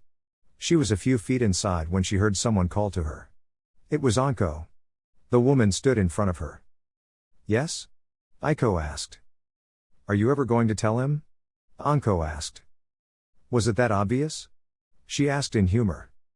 Pretty much, maybe you should let him know. I think that you've gotten your foot in the door. No, at least not yet. 15 years ago, I gave him up because I was vindictive and selfish. When I saw him when your team was after Jiraiya-sama, guilt clenched my heart. Right now, he doesn't know what to think about me. Hopefully, I can arrange a couple of meetings where we can talk again, Aiko said. Or you can write to each other? I can arrange that, Anko said. Thank you, Anko, please watch over him. No worries, I'll turn him into one badass ninja. You'll be reading about him pretty soon, Anko said. The two shook hands and went their separate ways. Anko could only smile as she made her way back to her team. She wondered if she could make some money reuniting sons with their mothers. Chapter 22, Team Anko's Vacation, Part 1. Hiruzen had seen a lot of funny things in his time. The time he and Jiraiya spied on the women at the hot spring and he left his student to deal with the consequences of getting caught, that was funny. Now, that moment was topped by what was in front of him today. Anko was tiredly giving her report. She would yawn after every 5 words and didn't seem to care that she was in front of her leader. Her team wasn't any different. Yakumo was trying to be respectful, but she too would yawn and she would occasionally drift asleep. Jackin and Naruto didn't even care where they were and were sleeping while standing. Jackin was snoring while his head was bent back. Naruto was leaning his head against Anko's thigh, which didn't seem to bother her in the slightest. It was an amusing sight to him. As he halfway listened to Anko, he looked over her team's records. Well, I can understand their fatigue. 2 C ranks that were upgraded to B rank and a B rank mission as well. They have a ton of D rank missions. Perhaps they deserve a vacation. Hiruzen said. And that, Anko yawned before continuing. Is my report on our mission, she said. Very well then, I will put this in your records. The Hokage said. He then looked at the team in front of him. I have decided that this team deserves a vacation. Every member of the team was up instantly. Did I hear vacation? Jackin asked. Yes, I see here that you've been working around the clock. Your performance with your missions are above satisfactory. You all deserve at least a month off. How does that sound? Hiruzen asked. When he got no answer, he looked up and saw that they were gone. He gave out a frustrated sigh at this team's antics. They were beginning to act a lot like their sensei. Anko had dragged her team to a local bar. They sat in a booth and were waiting for their food. Anko ordered a bottle of sake and 4 saucers. She poured the liquid into all 4 saucers and put one in front of her team. The team looked at the liquid and then back at Anko. I don't think that this is a good idea, Yakumo said. Oh, stop being a stick in the mud. This is to celebrate our 8 months together as a team. We have gone through some good and some bad, but we have become an even tighter group. So, you guys are going to have a drink with me. I promise, we will only have 1 drink, Anko said. They team nodded and downed their drinks. The young Jinan started to cough as the liquid kind of burned their throats. That's when their food arrived. As they ate, Anko caught her team's attention. Okay guys, I know that we have a whole month off, but I don't want you guys to slack off. Each of us, including me, must continue to increase our skills. You can still relax, but I want at least 2 new techniques for each of you, Anko said. Does that include you as well? Naruto asked. Sure, why not? I lead by example, that's what's make me so cool, Anko said. Her team didn't comment on that. Okay, I know that I promised that we would have 1 drink, but I would like to ask you guys if we can have another? The others agreed and Anko poured out some more sake. They missed the sinister grin on her face. The next day found Yakumo halfway off her bed. Her hair was a mess and she looked like that she had gone a couple of rounds with Anko. She groaned and grabbed her head. She fell out of bed and hit the ground with a thud. She groaned some more and forced herself to her feet. She wobbled a little but she managed to regain her balance. Her appearance a mess, she made her way out of her room and around the compound. She wondered why some of her clansmen were snickering but shrugged it off. She entered the kitchen where her uncle and parents were. Seeing her state, Unkai couldn't help but chuckle. Uroku glared at him. "This is not funny," Uroku exclaimed. "Her sensei should be more responsible than this. I can't believe that my daughter did what she did last night." "Mother, please, my head hurts." Yakumo groaned. "It happens, my child, when you drink too much. It's called a hangover," Murakumo said. "Hangover? What are you talking about?" Yakumo sighed. Unkai smiled and handed her a glass filled with a liquid. Yakumo took it and drank it. She got a disgusted look on her face as the drink tasted bad. "Ugh, what is this?" "It's a hangover cure. Give it some time and you'll remember what you did last night," Unkai said with mirth. "Young lady, you will never drink again," Uroku commanded. "Is this the type of behavior that you wish to pass on to your sibling?" "Sibling? What sibling?" Yakumo said, now full aware.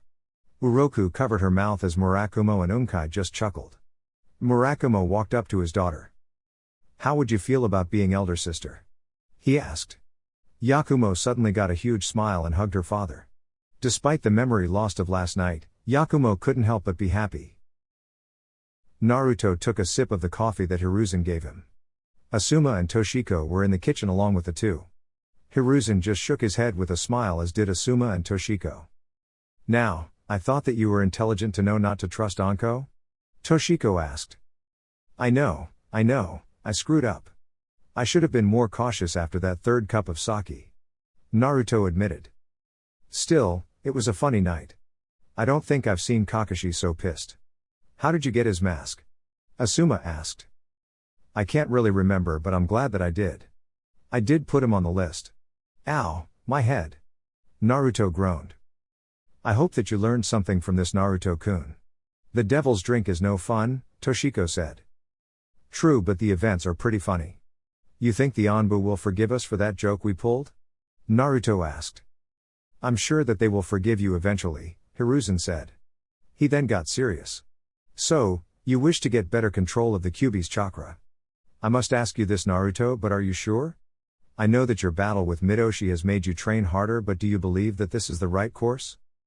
"I believe that the Yondaime put the fox in me for a reason. I figured that I should get a handle on its power in case that reason comes forward. Yeah, Midoshi has some reason to me wanting to control more, but I just want to be prepared, you know," Naruto said. Hiruzen wasn't so sure about this, but he did understand. He knew that Minato never did anything without a reason. "I'm not disagreeing with your request, Naruto, but I do want Jiraiya to help you with this. He understands your seal better than I," Hiruzen said. Naruto groaned at that. He didn't really respect Uro-Sennin despite him allowing him to sign the Toad contract. Naruto reluctantly agreed. Hiruzen suddenly got an idea. "How about we train together again, Naruto? I'm curious to see how far your skills have progressed." "All right." Naruto cheered loudly but quickly calmed himself and grabbed his head in pain. Asuma and Hiruzen just laughed. Anko was laying on her couch. She took a sip of coffee and was reading a copy of Icha Icha. She was wearing a blue shirt and red panties. She was brought out of her reading by a knock on her door. She stood and slowly made her way to the door. She grabbed a bat from her closet and looked out her peek hole. "I swear to Kami, if you Anbu guys think I'm going down without a fight," Anko began. "It's me, you crazy bitch," a female voice said. Anko relaxed a bit and opened the door. She looked to see her good friend Hana. "Please, who are you calling a bitch? I thought that term was only reserved for you Inuzuka women?" Anko joked. Hana just chuckled at her. "So are you sober enough to come out?" Hana asked. "I'm sober, but I don't think it would wise for me to step outside. I heard that there is a bounty out on me. I'm kind of applauded that they're only after me and not my team," Anko said sourly. "You got them drunk and caused mayhem around the village. Even if Uzumaki is the village outcast, they're not going to blame him for what his sensei did," Hana said with amusement. Besides, Kurenai has just been promoted to Jonin. We have to go and celebrate. You're kidding. Okay then, I'll go get dressed, Anko said. She closed her door and went to get dressed. Yakumo walked around town looking for both Jacken and Naruto. She had checked their apartments and then the training grounds. She checked Ichiraku's ramen and Ayame was able to point her in the direction of the academy. She made her way there and found the two sitting in a tree. She quickly joined them. Hey guys, what are you up to? Yakumo asked. We're checking out the new blood. Word is, this class is made up with a lot of the future clan leaders, Jacken said. Get out, who are we talking about? She asked. The Yamanaka heiress, the Hyuga heiress, you name it, this group has it, Naruto said. Yakumo just nodded. Naruto then looked at Yakumo. So, were you looking for us? Yeah, I have two things to tell you. First, I'm going to be an elder sister, Yakumo said. Hey, congratulations, Jacken said with happiness. Naruto gave her a hug. Thanks guys, the second thing is that I won't be around the village for like 2 weeks. I'm going with my family to Yonokuni, land of hot water, to spend some time together. She explained. Okay then, have fun with your family Yakumo, Naruto said. Yakumo nodded and was about to leave but she stopped herself to look at her teammates. Hey guys, did we actually cause a stampede with the Nara clan's deer? Yakumo asked. Both boys just sighed. Let's agree never to drink again or to trust Anko in the presence of alcohol, Jacken said. Agreed. The two said. Anko, Hana and Kurenai were at the local tea shop. Anko kept looking over her shoulder which made Hana chuckle and Kurenai sigh. I'm quite sure that the Hokage will not allow everyone to get you, Kurenai said. However, it was irresponsible of you to drink so much and drag your students into it. It was especially stupid to give liqueur to the village's #1 prankster. I don't think I've ever seen Elder Yutane so angry. She'll get over it. Besides, it was funny, Anko said. She then changed the topic. So Kurenai, what is going to be your first assignment? I'll be in charge of one of the new Jinan teams coming out of the academy, she said. Ah, following in the steps of your mentor. I don't blame you. If you need some pointers, then you can come to me, Anko said. I'll consider it, Kurenai said warily. So, what are you going to do with your month off? Hana asked. Drink, sleep, cause trouble, might even let someone have the pleasure of my company. I really haven't decided yet. I do know one thing though. I'm going to train for most of this vacation, Anko said. Am I hearing this? Is the great Anko Mitarashi actually admitting that she isn't that strong? Has the end of the world come? Hana joked. Ha, ha, ha, laugh it up. My little brats are actually getting better. They've actually forced me to summon my snakes in order to match them. I'm proud of them but I don't want them to cream me. I don't know where Naruto is learning Fuinjutsu but when I find out, I'm going to kick them in the nads. Anko muttered. Well, you've always expressed a need to learn the sword. Why don't you start there? Kurenai said. And you've always wanted to learn more ninjutsu. You can seek out Kakashi. Hana added. I don't know about that. I could ask Hayate but he's always sick these days and Yugao wants to hurt me for last night's incident. I'm definitely not on Kakashi's friend list after I stole his book and handed him to those horny women without his mask. I think I did him a favor, Anko said. That might be true but when has that ever stopped you before? Hana asked with a smile. Anko nodded in agreement at that. Well then, into the lion's den then. Anko cheered. Hana cheered along with her. Kurenai shook her head at her friends. Guren looked over the two beaten members of the Fuma clan. She looked at them with a little interest. At least you two are doing better than last time. In the 3 weeks that you have been here, you have improved quickly, Guren said.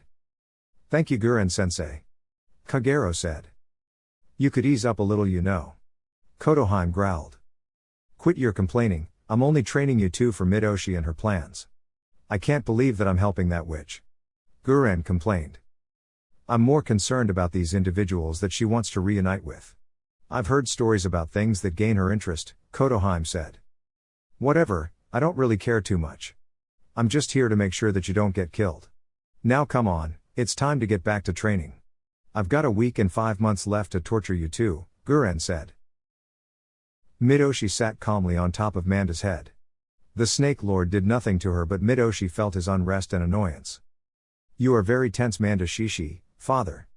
Is there something wrong? Midoshi asked. I am concerned about your interest in this boy. It is strictly a strength thing, right? Manda asked. You need to relax, Shishi, I am not interested in any boy. He challenged my strength and I must answer it.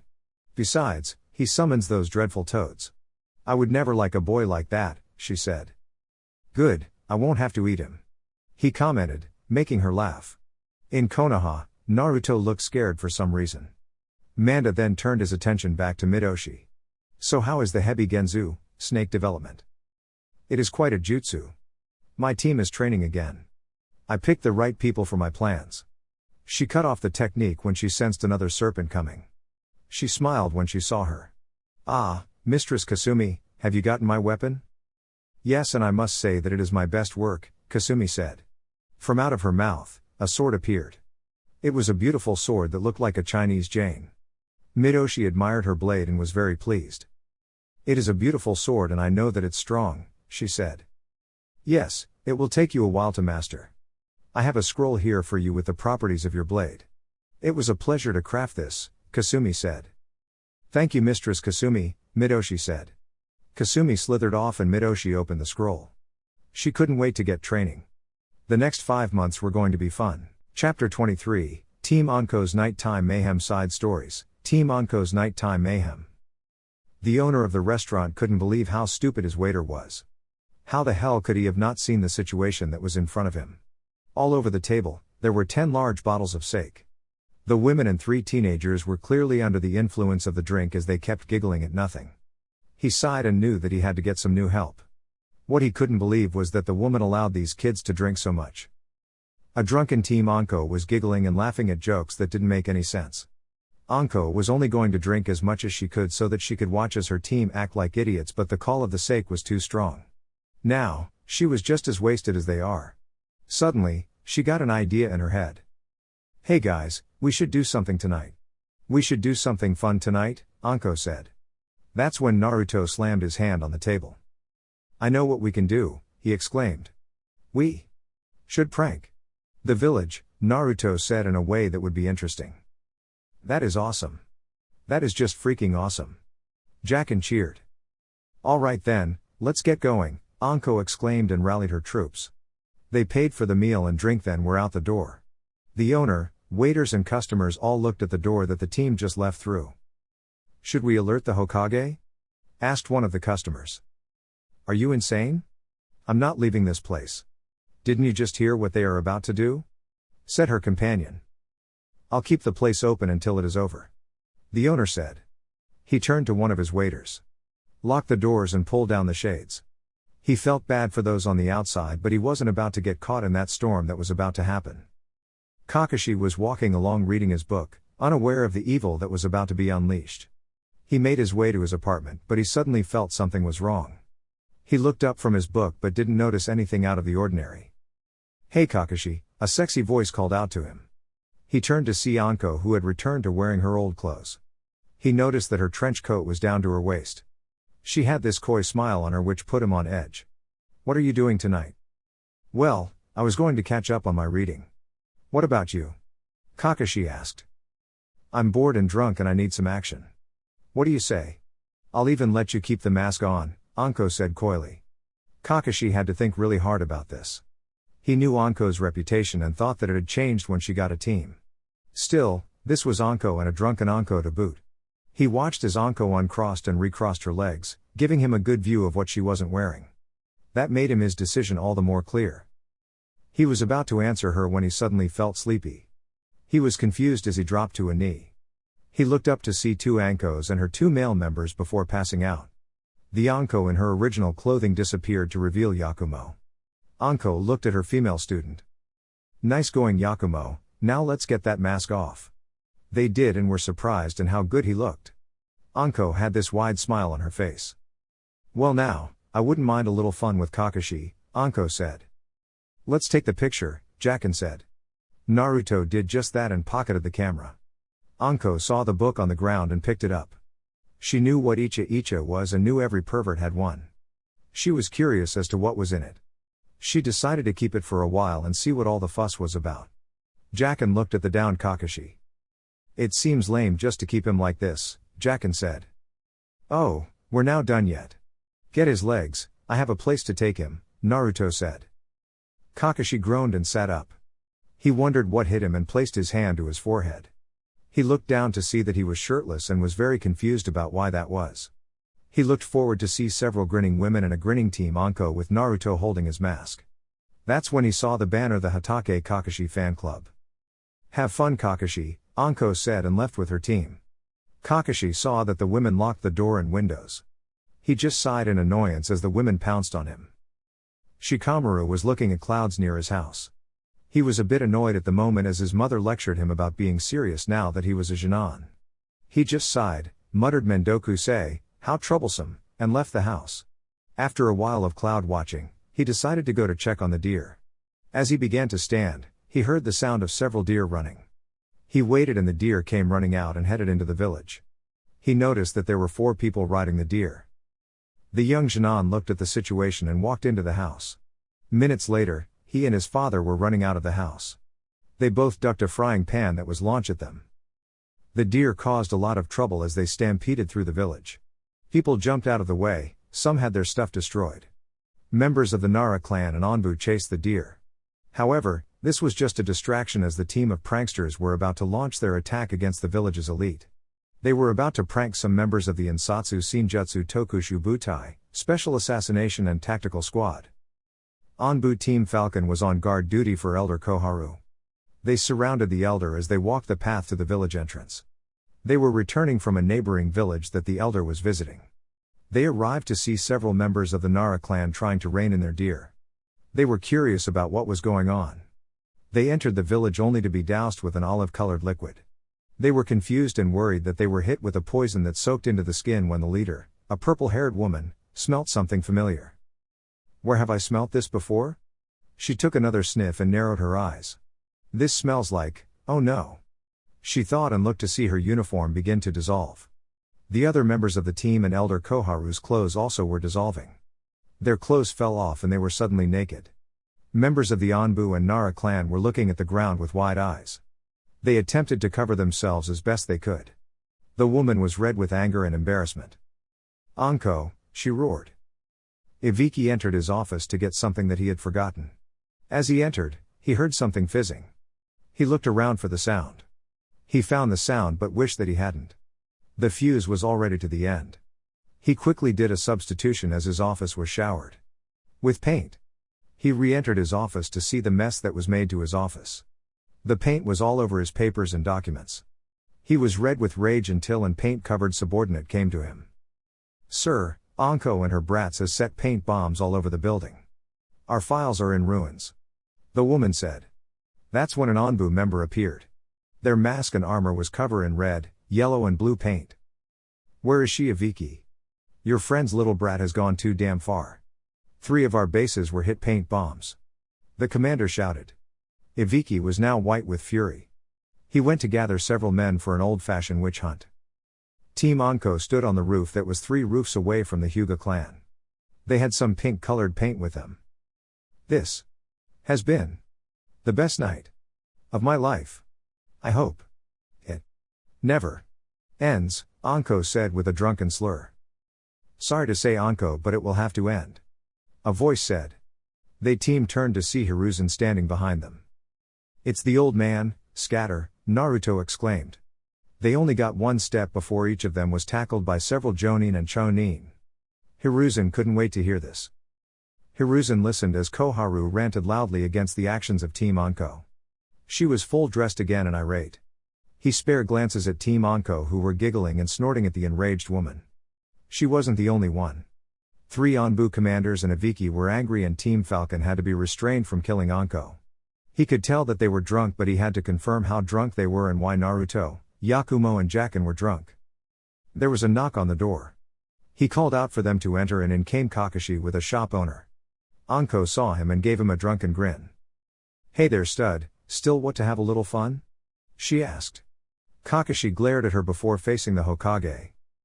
Hokage-sama, this man has something to say, Kakashi said. Hiruzen gave his attention to the man. Hokage-sama, Miss Anko brought her team to my restaurant and ordered sake.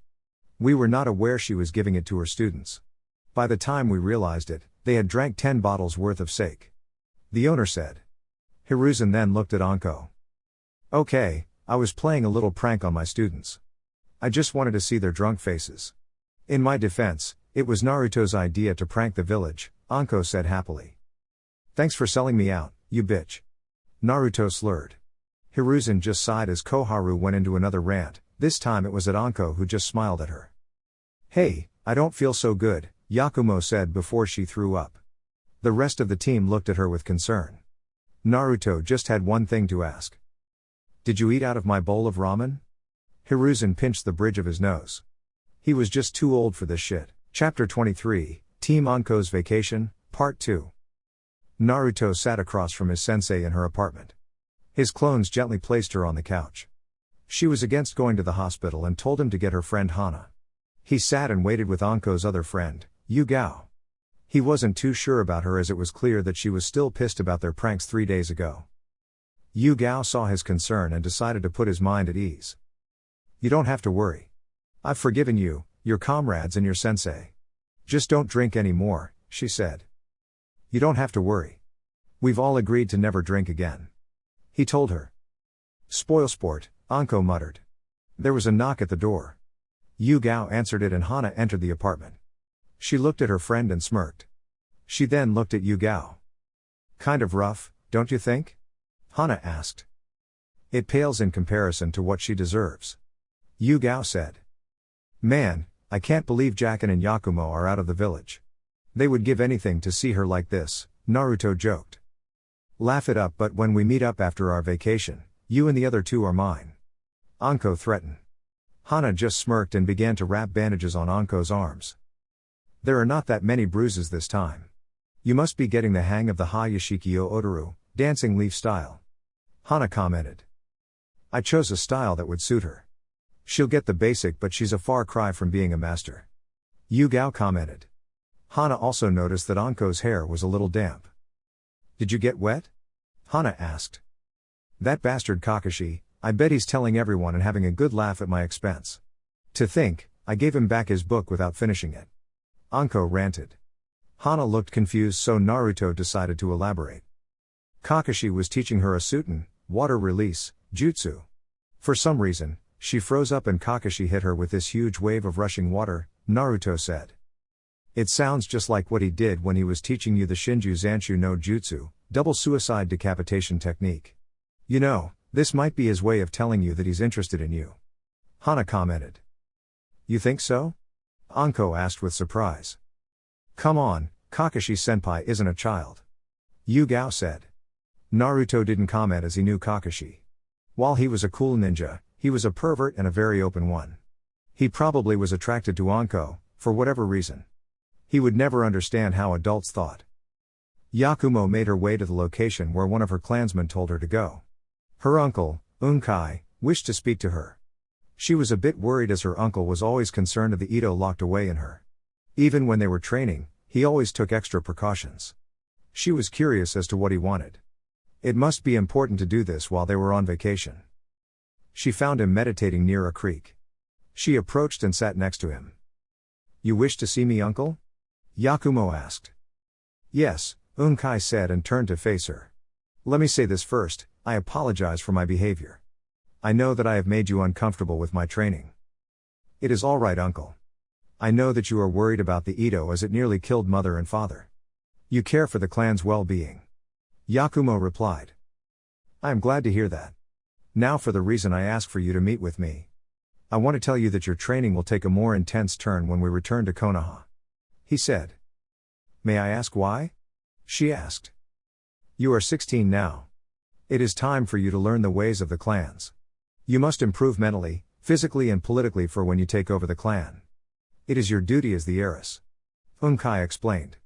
Yakumo nodded as she knew this to be true.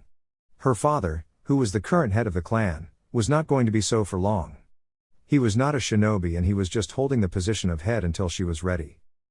So what will this training consist of? Yakumo asked.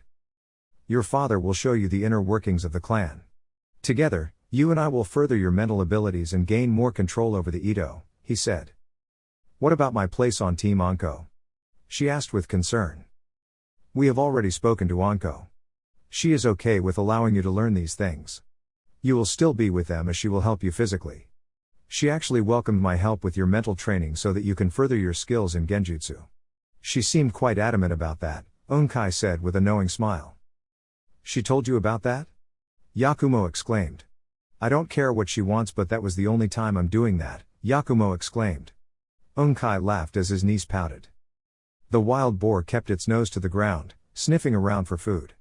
It was blissfully unaware of the two waiting for it to pass. Once it was in their view, the two quickly pounced on the boar. They drove their kunai in 2 vital points, killing it instantly. The elder of the two lifted the boar onto his shoulder. The teenager followed him back to the campsite. The man turned toward the teen. So, what's the deal with you and what's her name? Ten, right? The man asked. There's nothing between us. She doesn't like me and I find her mildly entertaining. Jacken explained. It sounds to me that you're attracted to her. You are 16 after all. You should start looking at attractive girls. He told him. Whatever. Jacken muttered. The two reached their campsite and dropped the dead boar. Jacken then faced the man. You know, I wasn't expecting you to look so young, old man. I'm only 27, he said. So what's your real name? I feel silly calling you by your code name, Jacken said. Yoshitsune, and that's all you're getting. Yoshitsune spoke. How are you enjoying the trip? It's cool to get out of the village for a while. Besides, the pipsqueak is busy with the Sandaime and the ghost is with her family in Kuni, land of hot water. You're really gotten attached to them?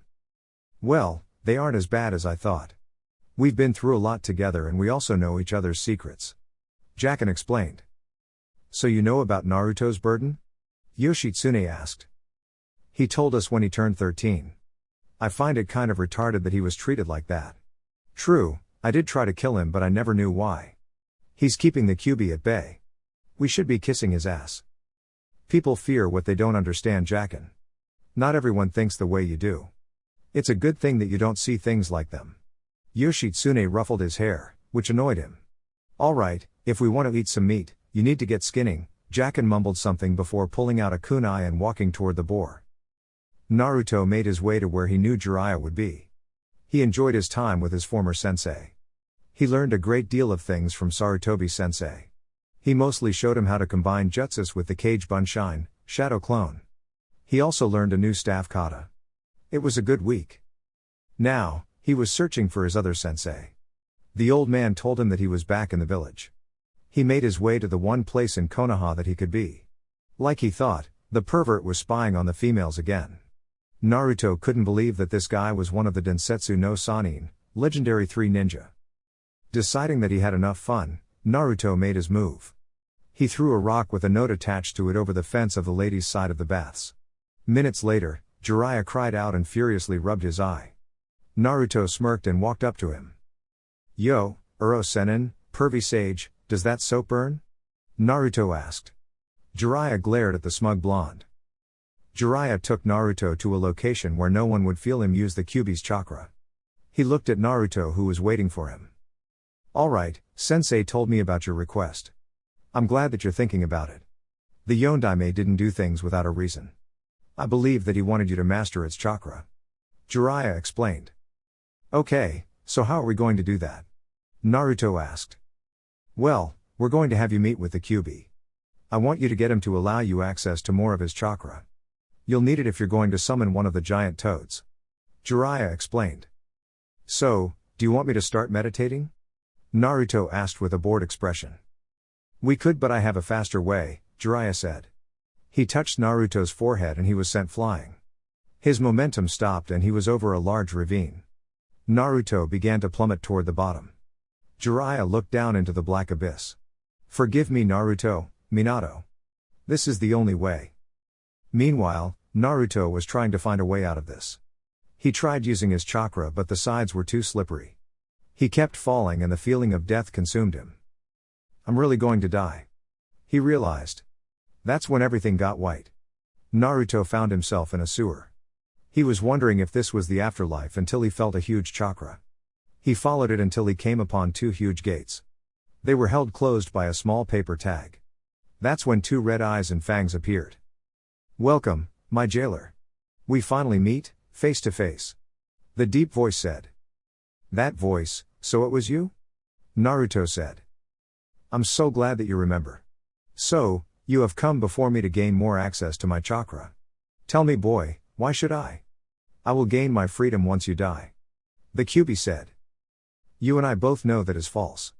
I've researched my seal with Sarutobi sensei and your life is connected with mine.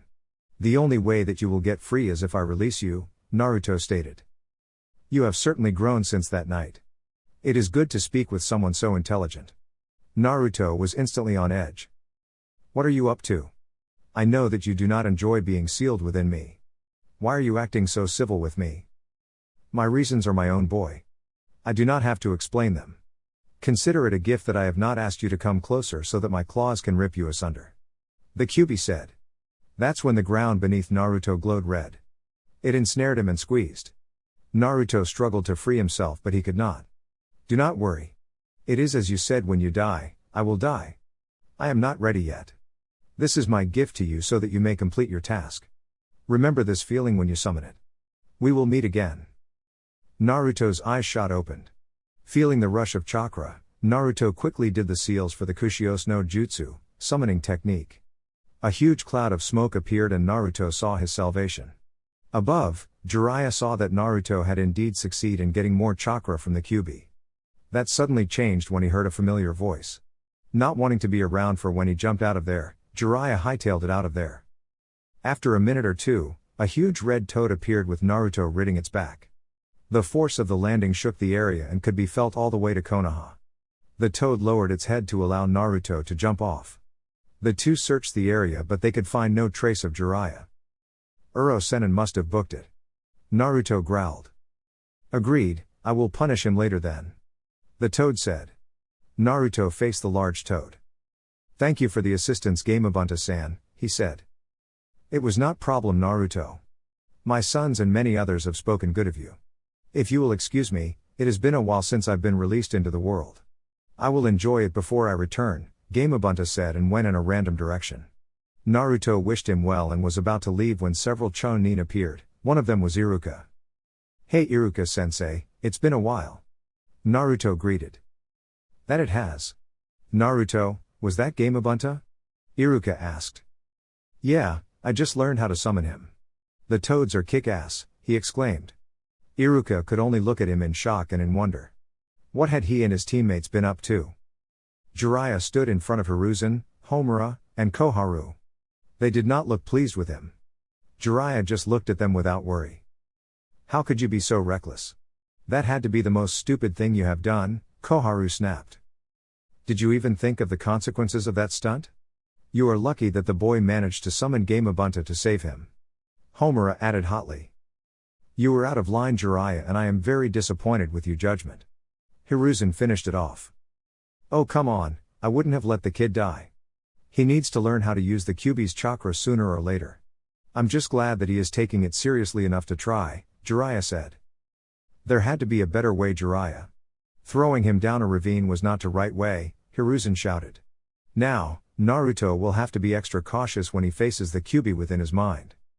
It'll teach the kid about who to trust and who not to trust," Jiraiya said jokingly.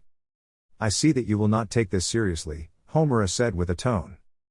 "I am taking it seriously. He has more access to the Kyuubi. It is a win-win. Now if you will excuse me, I have some research to do," Jiraiya said and made his way to the door. He opened it only to get struck in the face. As his hands covered his face, he was kicked in the gut. He fell to the ground in pain. He caught a glimpse of a very angry Anko before she began to wail on him. "Throw my punch, subordinate, punch, to his death, huh, punch? I'll stomp, show you, stomp, what I do, stomp, to people, stomp, who attack, punch, my kids, elbow drop." Anko ranted. The beating continued for a good while in the presence of the Hokage and elders. They did nothing and held off the Anbu. They couldn't have thought of a better punishment. Chapter 24, Team Anko's Vacation, Part 3. Naruto and Jacken walked onto the training grounds of Team Guy. Jacken was not happy about this as Naruto warned him about starting any arguments. He wasn't concerned about Tenten, but he was more concerned about the reason they were here for. It didn't make sense giving their crazy sensei a weapon to torture them with. He didn't care how good she was. They walked up to see Lee shadow boxing, Tenten hitting some targets and Neji working on his Byakugan. He was the one who alerted the team to their presence. Jacken, Naruto, what brings your youthful selves here today? Lee asked with excitement. Are you always this excited? Jacken asked. Before an answer could be given, Naruto cut in. We're actually here to see Tenten. We were wondering if you could show us your sword collection, Naruto said. Tenten didn't mind and pulled out a scroll. She unrolled it and smeared her blood over the symbols. Dozens of swords popped out and stood up on the ground. May I ask why you wanted to see them? Tenten asked. Our blonde pipsqueak wants to give our psychotic sensei a sword since she has taken up the blade, Jacken said. Look, I know that it's a crazy idea. A very crazy idea, Jacken muttered. Still, she's getting real good. Maybe she would be appreciative of the gesture and lay off on us, Naruto said. Jacken gave him a look. Just shut up and look at her collection. The two observed the swords in front of them. They didn't see anything that screamed Anko. Suddenly, Jacken looked at a blade. He picked it up and watched as the blade wobbled a little. What about this sword? Jacken asked. Naruto looked to see the blade and was nodding at it. It said Anko all right, Naruto said. He then looked at Tenten. What's this sword called? I think it's called a jang. The blade is very thin but sharp. It also bends so you can catch opponents around corners.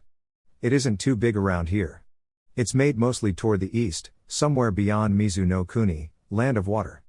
I know someone within the village who can make one like it. That'll be great. Thanks a lot Tenten, Naruto said. At least she's good at something. Jacken muttered. It wasn't low enough because Tenten looked in his direction. You got something to say? She asked with a hard tone. Here we go. Naruto grumbled before getting out of the way. What? I was just saying that your knowledge of weapons is an asset to the village, Jacken said with a smirk. Don't play dumb, you son of a bitch. Cammy, you're such a baby, just because I'm better than you, Tenten exclaimed. Ha, you ain't shit. I was out of the academy for over a year and I caught up to you in a matter of months. The only thing you can do with weapons is throw them in bulk and pray that it hits something. Jacken countered. You know what? I have half a mind to shove a kunai right up your ass. Tenten scowled. I'll like to see you try, you stuck-up bitch. Jacken snarled. The two continued to argue while Neji, Lee and Naruto watched with interest. No one was stupid enough to get in between the two when they were like that. Lee could easily testify to that. When it looked like it was getting heated, Naruto had enough. Kushios no Jutsu, summoning technique, Naruto shouted. Jacken suddenly found himself on the ground with something heavy on top of him. Tenten was in the same situation, being held in the air by the toad's tongue. What are you doing? Pipsqueak? Jacken gasped out. Let me go Naruto, Tenten shouted. Look, I think you two need to chill out. Obviously, this will not be solved by you two trying to wring each other's necks. So what I'm suggesting is a throwdown. We'll set up an obstacle where there will be several targets. We'll tally up the score and the winner will be king or queen of weapons. Are you two in agreement? Naruto asked. Fine, they both said. Naruto patted Gamma who released Tenten and got off Jacken. The throwdown will happen in 3 days, Naruto said. They nodded and the two members of Team Anko left the training ground. 2 days later, Jacken and Tenten were warming up. Naruto and Lee were packing several shuriken holsters for the two of them. Iruka, Anko, Guy and a few others were also in attendance. Iruka had helped Naruto set up the course and the rules of the contest. Iruka then faced the two contestants. Okay, the rules are simple. Each one of you will run through the course once. There will be some still targets and moving targets. Each target has numbers on it, so that will be points toward your final score. The one with the most points will be king or queen of weapons. Do you understand? Iruka asked. Both of them nodded and were handed the belt with pouches on it. Okay, Tenten is up first. Hope you choke, Jacken said. Bite me bitch, Tenten said and readied herself to go. She stood and prepared to run. Go, Iruka said, and Tenten took off. She quickly threw 3 shuriken at the post, all hitting the targets. She threw another 3, which hit 3 more targets. She hit a few more non-moving targets before tripping a wire. 5 discs flew into the air with bullseyes on them. Tenten quickly hit them out of the air and continued on. As she ran, she launched various shuriken at moving and non-moving targets, each one as difficult as the next. The final part of the course was very hard as Tenten had to be very careful not to hit innocents. She got past that part and hit the button, signaling the end of her run. She was breathing hard and was handed some water. Iruka and 2 others helped tally up her score. They were very impressed with how well she did. They cleared up the course and next up was Jacken. He stood at the starting line. Go! Jacken took off like a shot. He pulled out some shuriken and launched them like a rapid-firing machine. He tripped the wire and the disc flew up. He quickly shot them down and continued on his way. When he ran out of shuriken out of the palm of his hand, it took him some time to grab a few more. He was still hitting the targets, but he had to slow down some. The final part, Jacken careful launched his weapons at the ones who were the enemy. He could see that they were all kill shots. He hit the button and dropped to his knees. That was a hard run to do. Naruto handed him a bottle of water while the judges checked out the targets. They tallied up their scores and faced the 2 competitors. Okay then, Tenten, your score was perfect 3,000 points. Jacken, your score was 2,995. You were off by 2 degrees on one of the flying disc, Iruka said. Jacken groaned while Tenten cheered. The 2 faced each other and Jacken sighed. He stuck his hand out. I'll admit, you're the queen of weapons. Jacken grumbled. How about we both say that we're both rulers? You only lost by 2 degrees, Tenten said. I can live with that, Jacken said with a smile. The 2 shook hands and buried the hatchet. Aw, that's so sweet. Why don't you 2 kiss also? Anko commented. That earned her a glare from Jacken. Everyone laughed and walked off the academy grounds. As they walked, Jacken could help but stare at Tenten's back. The sweat traveled down to her lower back and backside. The pants seemed to cling to her. He saw that she did have a nice butt for a 14-year-old. So focused, he did not realize that Anko had caught him. She leaned next to his ear with a smirk. That's a tight little rear on her, huh? Is that how you like them? Don't be shy, you can tell Annie Anko joked. Jacken went red and turned his head away. Tenten refused the turnaround mostly because she was red in her cheeks. The bookstore owner sat behind the counter and read a book. It was the afternoon, so business was kind of slow. He heard someone drop something on the counter. He looked to see that it is bestseller, Icha Icha. He saw that it was the first book of the series. When he looked up, he was very surprised to see a woman. Her purple hair was down and she was wearing sunglasses, a tan-colored trench coat that covered a white blouse and maroon skirt. The owner stood up and faced her. You don't see many women looking for this book. The owner said. I'm not as prudish as those women. It is actually a good book, she said. That it is. He took her money and packaged her purchase. Enjoy your book, he said. Don't worry, I will, she said and quickly left the store. In her hurry, she bumped into someone and dropped her book. She was about to shout at the person when she froze up at who she saw. It was Kakashi.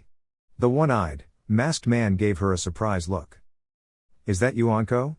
Kakashi asked. Anko? Who is this Anko that you speak of? Anko said. Kakashi just kept looking at her. It was much different appearance than what he was used to. It made her look cute in a way. Anko was a bit uncomfortable with how he was looking at her. She quickly grabbed her bag and began to walk away. Aren't you forgetting something, Anko? Kakashi said. She looked out of the corner of her eye and saw that Kakashi had her book. I didn't know that you found this interesting. It's a pretty good read. I can tell you some stuff about it. There's a tea shop nearby. I'll buy you some dengo. Anko was surprised. Was Kakashi asking her out? She quickly banished that idea. It was just a talk between 2 people who had a similar interest. Sure, why not? But I don't want to know everything. Just give me a broad view of the book. She told him. Kakashi nodded and the 2 headed for the tea shop. That's when Anko realized something. Say, aren't the Jonin sensei giving their exams today? Is that today? Oh well, this won't take long and you're getting dengo for free. Kakashi explained. Good point there, to the tea shop, Anko said. It would be 2 hours of talking before Kakashi left to test his students. Naruto roared as he attempted to do this new jutsu. The objective of the exercise was to blow the rubber ball apart. It was an exercise that Jiraiya gave him as an apology for what he did. He called the new jutsu the Rasengan, spiraling sphere. The attack needed no hand seals, which was pretty cool. The first part of learning the Rasengan was for Naruto to pop a balloon filled with water. Naruto saw how Jiraiya did it, was very excited to learn the jutsu. It took Naruto a full week and a half to burst the water balloon. It was very hard for him to burst. While he was trying to figure out why the balloon wouldn't pop, Tora came along. The daimyo wife's cat was actually a friend of the team now. Tora batted around the ball for a while before it popped. It was in that instant that he remembered that the water balloon was all bumpy when Jiraiya demonstrated the first exercise. He thanked Tora by keeping him hidden for a week. He practiced it but couldn't make the water swirl in different directions. He decided to use Tora's method and he easily popped the balloon. He did it a few more times and nailed it. He showed it to Jiraiya, who was mildly impressed. He then gave him a rubber ball and left. Naruto figured that this was about power rather than rotation. Try as he might, he couldn't push enough chakra to blow the ball apart. He decided to rest as his arm began to sting a little. Suddenly, something landed on his head. It jumped off and landed in front of him. He was surprised to see that it was Kosuke. "What the? Kosuke, where did you come from? I didn't summon you," Naruto asked. "We have a special portal here called the Enshinsui, distant body water. It allows us to travel from home to Konohagakure," Kosuke said. "Anyway, I came to let you in on something. It's about that girl you wanted me to get info on." "Midoshi, you got some stuff on Midoshi?" Naruto asked. "Yeah, and it wasn't easy. I almost got caught a couple of times by the snakes. This girl is something else, Naruto. She's definitely skilled in the arts and has now added the sword to her arsenal. She's also the only human that Manda likes. He doesn't like anybody. He's actually asking his subordinates to find out more about you since she seems to have an interest in you. Oh, and he wants to eat you for putting a bruise on her," Kosuke said. "Gee, thanks for that," Naruto said sarcastically. "Also, she has been raised by the Snake Clan since birth. I found out that she was born in a village that was near the secret entrance to the Land of Snakes. Manda used to have sacrifices given to him from this village. The village has a few people there, so I gave Jiraiya the heads up." "Thanks, Kosuke, now I can really focus on my training," Naruto said. Kosuke nodded and hopped away. Naruto stood and returned to his training. Midoshi sighed in boredom as Orochimaru went on and won about his invasion plans. Why she was here, she'll never know. She had only one objective, and that objective was Naruto. She heard the sound of a rattle and turned to see a small brown rattlesnake. She walked out of the room, following the snake and ignoring Orochimaru's mouth. As she walked down the corridor, the rattlesnake slithered up to her shoulder. "Moa, how is your father doing?" Midoshi asked. "He is fine. His burns have healed up nicely. I have brought the information that you asked about," Moa said. "Oh yes, did you have any trouble?" she asked. "A little, but it was not too difficult.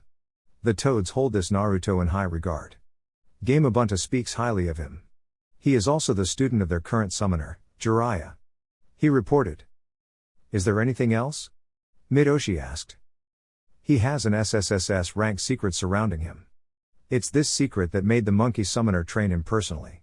His skills have increased as well," Moa said. Midoshi smiled deviously at the information she received. "Thank you, Mao, you have done very well. Do not tell Uncle Manda about this. You know how overprotective he can be." The rattlesnake nodded and the two continued on their way down the corridor. Chapter 25, Team Anko's Vacation, Final Part. Naruto decided that he would spend his last days hanging out and causing mayhem. He also decided to get his protege in on the fun. He was to be his successor after all. It wasn't too hard to get him out of class. As the two gathered supplies, Naruto noticed something that made him laugh. He told Konohamaru to wait for him while he went to observe the funny scene. He watched as a pink-haired girl chased his pal, Tora. The cat easily kept out of reach of her as she ran for her life. Naruto saw two boys waiting to use a nest against the feline. When it got close, they raised the net. Tora easily shredded through the net and kept on running. Naruto just kept smiling as the team was frustrated and angry. "You know, you could have helped my team, Naruto. Naruto turned to see Kakashi standing there. What makes you think that I could help? Naruto asked with a smirk. It's a well-known fact that Tora seems to like you, your teammates and your sensei, Kakashi said. While true, why deprive your team of their mission? Besides, I still have a week left of vacation. I'm not going to help you or your team, Naruto said. It was worth a shot. They both heard a female scream. Well, I guess that means they've caught her. I'll see you around, Naruto. Kakashi left Naruto alone. The blonde returned to Konohamaru and to his prank. Naruto and Konohamaru were hiding out in a training field that was near the Hokage monument. They had just pulled off their prank on members of the Yamanaka clan. They managed to get away clean but was later chased by Iruka and several other Chunin. Naruto gave them the slip by unleashing a number of shadow clones. Once it was safe, Naruto took him to his training grounds. At the training grounds, Konohamaru was rubbing his head while Naruto laughed at him. It's not funny, Konohamaru exclaimed. Yes it is, Naruto laughed. He calmed himself enough to give Konohamaru his attention.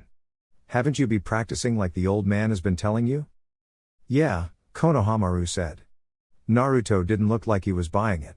Okay, maybe I haven't been practicing. But it's so boring doing it over and over again. That may be true but it helps. Now come on, for the rest of the week, I'm going to be teaching this staff form until you can do it in your sleep. We can't have my successor hitting himself over the head when he goes into battle, Naruto joked. Konohamaru just grumbled and got into the stance. The two began to do the staff form until the sun began to set. Tenten was enjoying her vacation. She had a month off and she was going to enjoy it away from Guy and Lee. As she was on her way to buy some new weapons, she saw something that made her pause. It was Jacken. He was sitting at a table and he looked very frustrated. She could see that he was glaring at a notepad. She was curious and made her way over to him. She saw that Jacken did not notice her presence. She carefully leaned in until she was near his ear. What are you doing? She exclaimed, causing Jacken to fall out of his chair. He glared at Tenten who was laughing her ass off. Are you amused now? Do you feel better now that it's out of your system? Jacken growled. I'm sorry but it was too good to pass up, Tenten said while laughing. She helped him up and the two were now sitting across from each other. Jacken took notice to her change of clothes. You really like those type of clothes, huh? Jacken said. What, they're comfortable, Tenten said. Anyway, what's up with you? It looks like you wanted to set that pad ablaze with your glare. Well, I got this letter from this person. She was this woman that we protected a while back. I don't know why she wrote me but it was mostly to tell me what's up and how her life was. I don't want to be rude, so I'm trying to write a letter but it's freaking impossible. I don't know what to say and I don't even know why I'm writing this. Jacken finished with a huff. Well, maybe you made an impression on her and she just wants to know more about you. What does she do for a living? Tenten asked. She provides company to wealthy men, Jacken said. It was much nicer to say that than to call her a whore. Okay, Tenten said with a pause. Where's the letter she sent you? Jacken handed her the letter. She read it and smiled at what she read. Okay then, she just telling you what she's been up to and wonders if you're okay. Just tell her what you have been up to and wish her the best, plain and simple. Here, I'll help you get started, Tenten said. She helped Jacken start the letter and stayed with him until he finished it. She helped him with some corrections and stopped him from putting anything stupid in the letter. It was a pretty interesting day. Yakumo let out a very tired sigh as she was released by her father for today. As soon as her family returned from their vacation, she thrust herself into clan duties and her training. She couldn't believe what her father had to go through. She had to learn all the rules and regulations, how to work the finances and so many other things. It was a very tiring thing to learn and remember. Her uncle Unkai was not easy to deal with either. With the fear out of the way, he pushed her harder than usual. He hit her with various genjutsu which she had to counter. He also increased her physical exercises as well. He taught her some new jutsu and how to wield a tanto. Her biggest accomplishment was to gain much more of the Ito's power. Whenever she used its power, she would get an image that was kind of ghostly. She groaned as she though about her training for later today. Her uncle told her that they would be really going at it. She couldn't wait for this week to be over. She couldn't believe that she was missing Anko's training. She entered her room and grabbed her flute. She made her way to the garden where she usually played. She went to her favorite rock and sat on it. She composed herself and began to play. She enjoyed this time that she had to herself. She could relax and have no care in the world. She continued to play even as an audience started to gather. They always enjoyed her music and she enjoyed playing her music for them. She continued to play, forgetting about clan business and training. It was sunny out and Anko decided to enjoy the sun. Dressed in a red, two-piece bikini, she made her way to the roof of her apartment building. She unfolded her chair, placed a small cooler to the right and held her copy of Icha Icha. She sat down and began to place on some sun lotion. No need to be ruining her amazing bod. After Maid saw that everything was finally covered, she placed on her shades and began to read her book. As she read, she wondered what her little brats were doing. She knew that her vacation was almost up, so she decided to check on them. She found Naruto with the Sandaime's grandson, refining their staff techniques. She found Jacken walking toward the gate. He had met up with a courier and handed him a letter.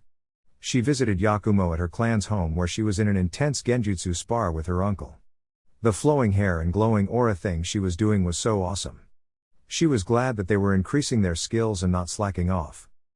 She wasn't slacking either as she spent most of her vacation working with Yugao and Kakashi. She now had 5 new jutsu and she was coming along with her kenjutsu. Her kids would be in for a surprise when they met again. She couldn't wait to use that other jutsu Kakashi showed her. Speaking of the one-eyed pervert, Anko had him on her brain as of late and was starting to worry. Sure, without his mask, Kakashi was a total fox. They had a few things in common, like Icha Icha and annoying their students. They hung out some aside from training. It bothered her because she was never that close to other men. They always wanted the same thing from her. Some, she allowed to get what they wanted. They turned out to be real disappointments. Still, Kakashi was different. He was a horned dog, but when they talked, he gave her his attention. Granted, they only really talked about favorite book, but he still gave her his attention. There was even a time that she pleasured herself thinking about Kakashi. She quickly banished those thoughts. She was Mitarashi Anko. There wasn't a man in the village that could tame her. She suddenly heard what sounded like a flesh against flesh collision.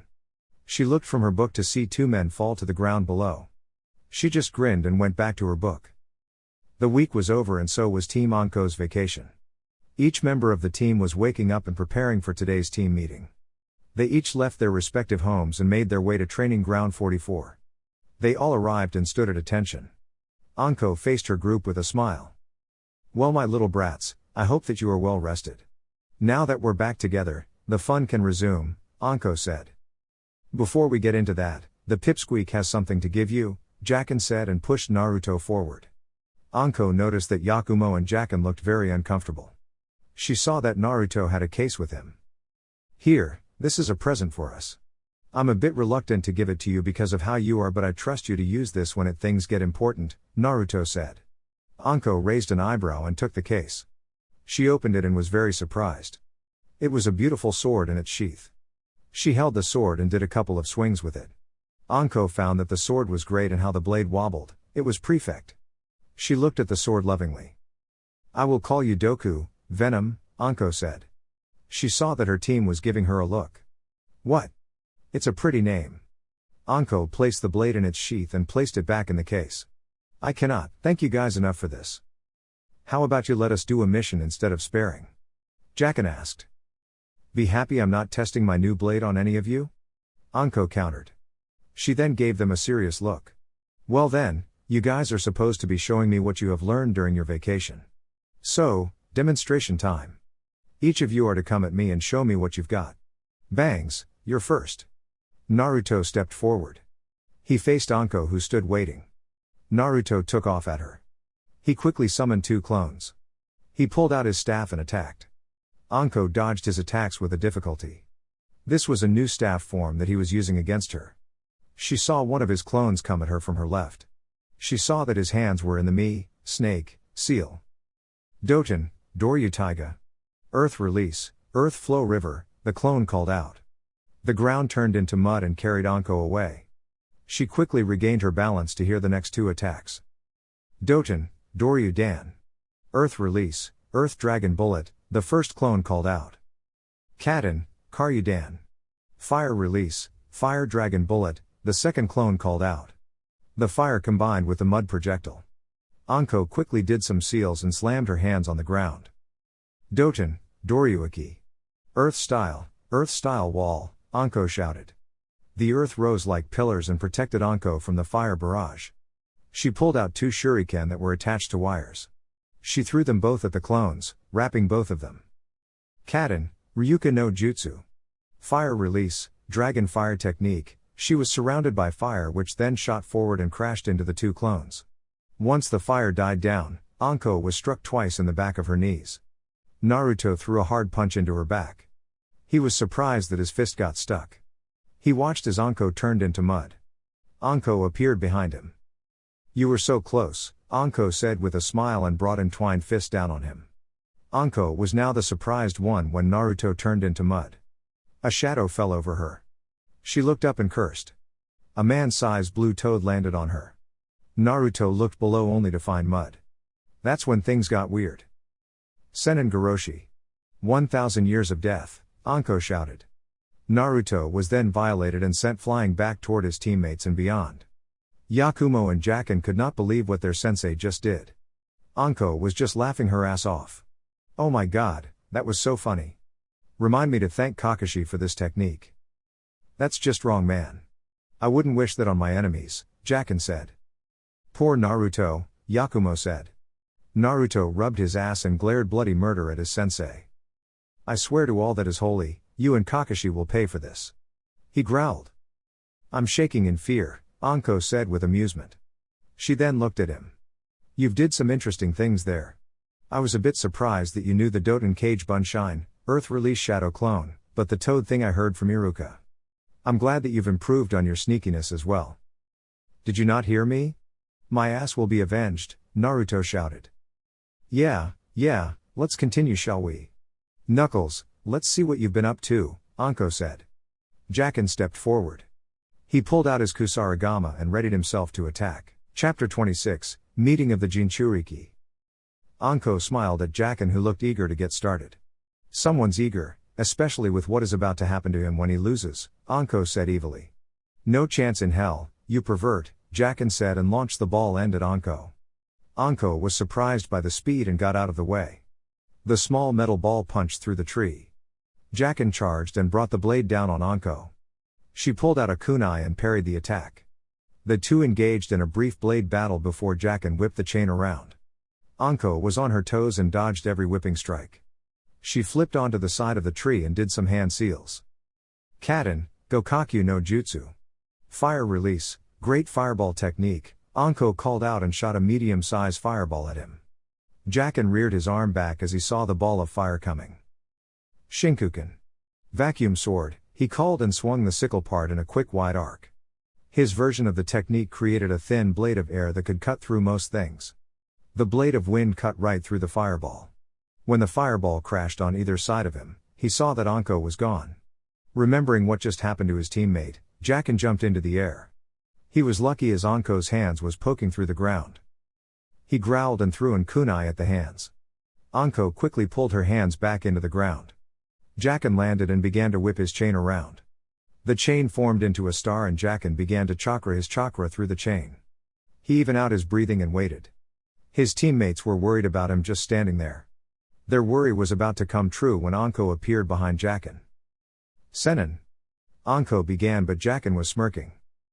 "Kinzoku Chen no Ketsugo." Metal chain binding, Jacken called out. The chain instant ensnared Anko, who was very shocked. Using his strength, he flung Anko into a tree. He quickly did a few seals. Raiten, Kangekaha. Lightning release, wave of inspiration, the wave of lightning traveled through the metal chain and hit Anko. She screamed out and slumped over. Jacken cheered for his victory, but it was very short-lived when Anko hardened and broke apart. Senin Goroshi. Anko called out and hit Jacken in the rectum. It sent the teen flying through the air and into the top of the trees. She looked at the tangled boy and smiled to herself. "I do believe that's a record for me. That's got to be 50 feet up in the air," Anko commented. "I swear upon everything that is holy, I will get you for this," Jacken growled. "Love you too. And now there was one.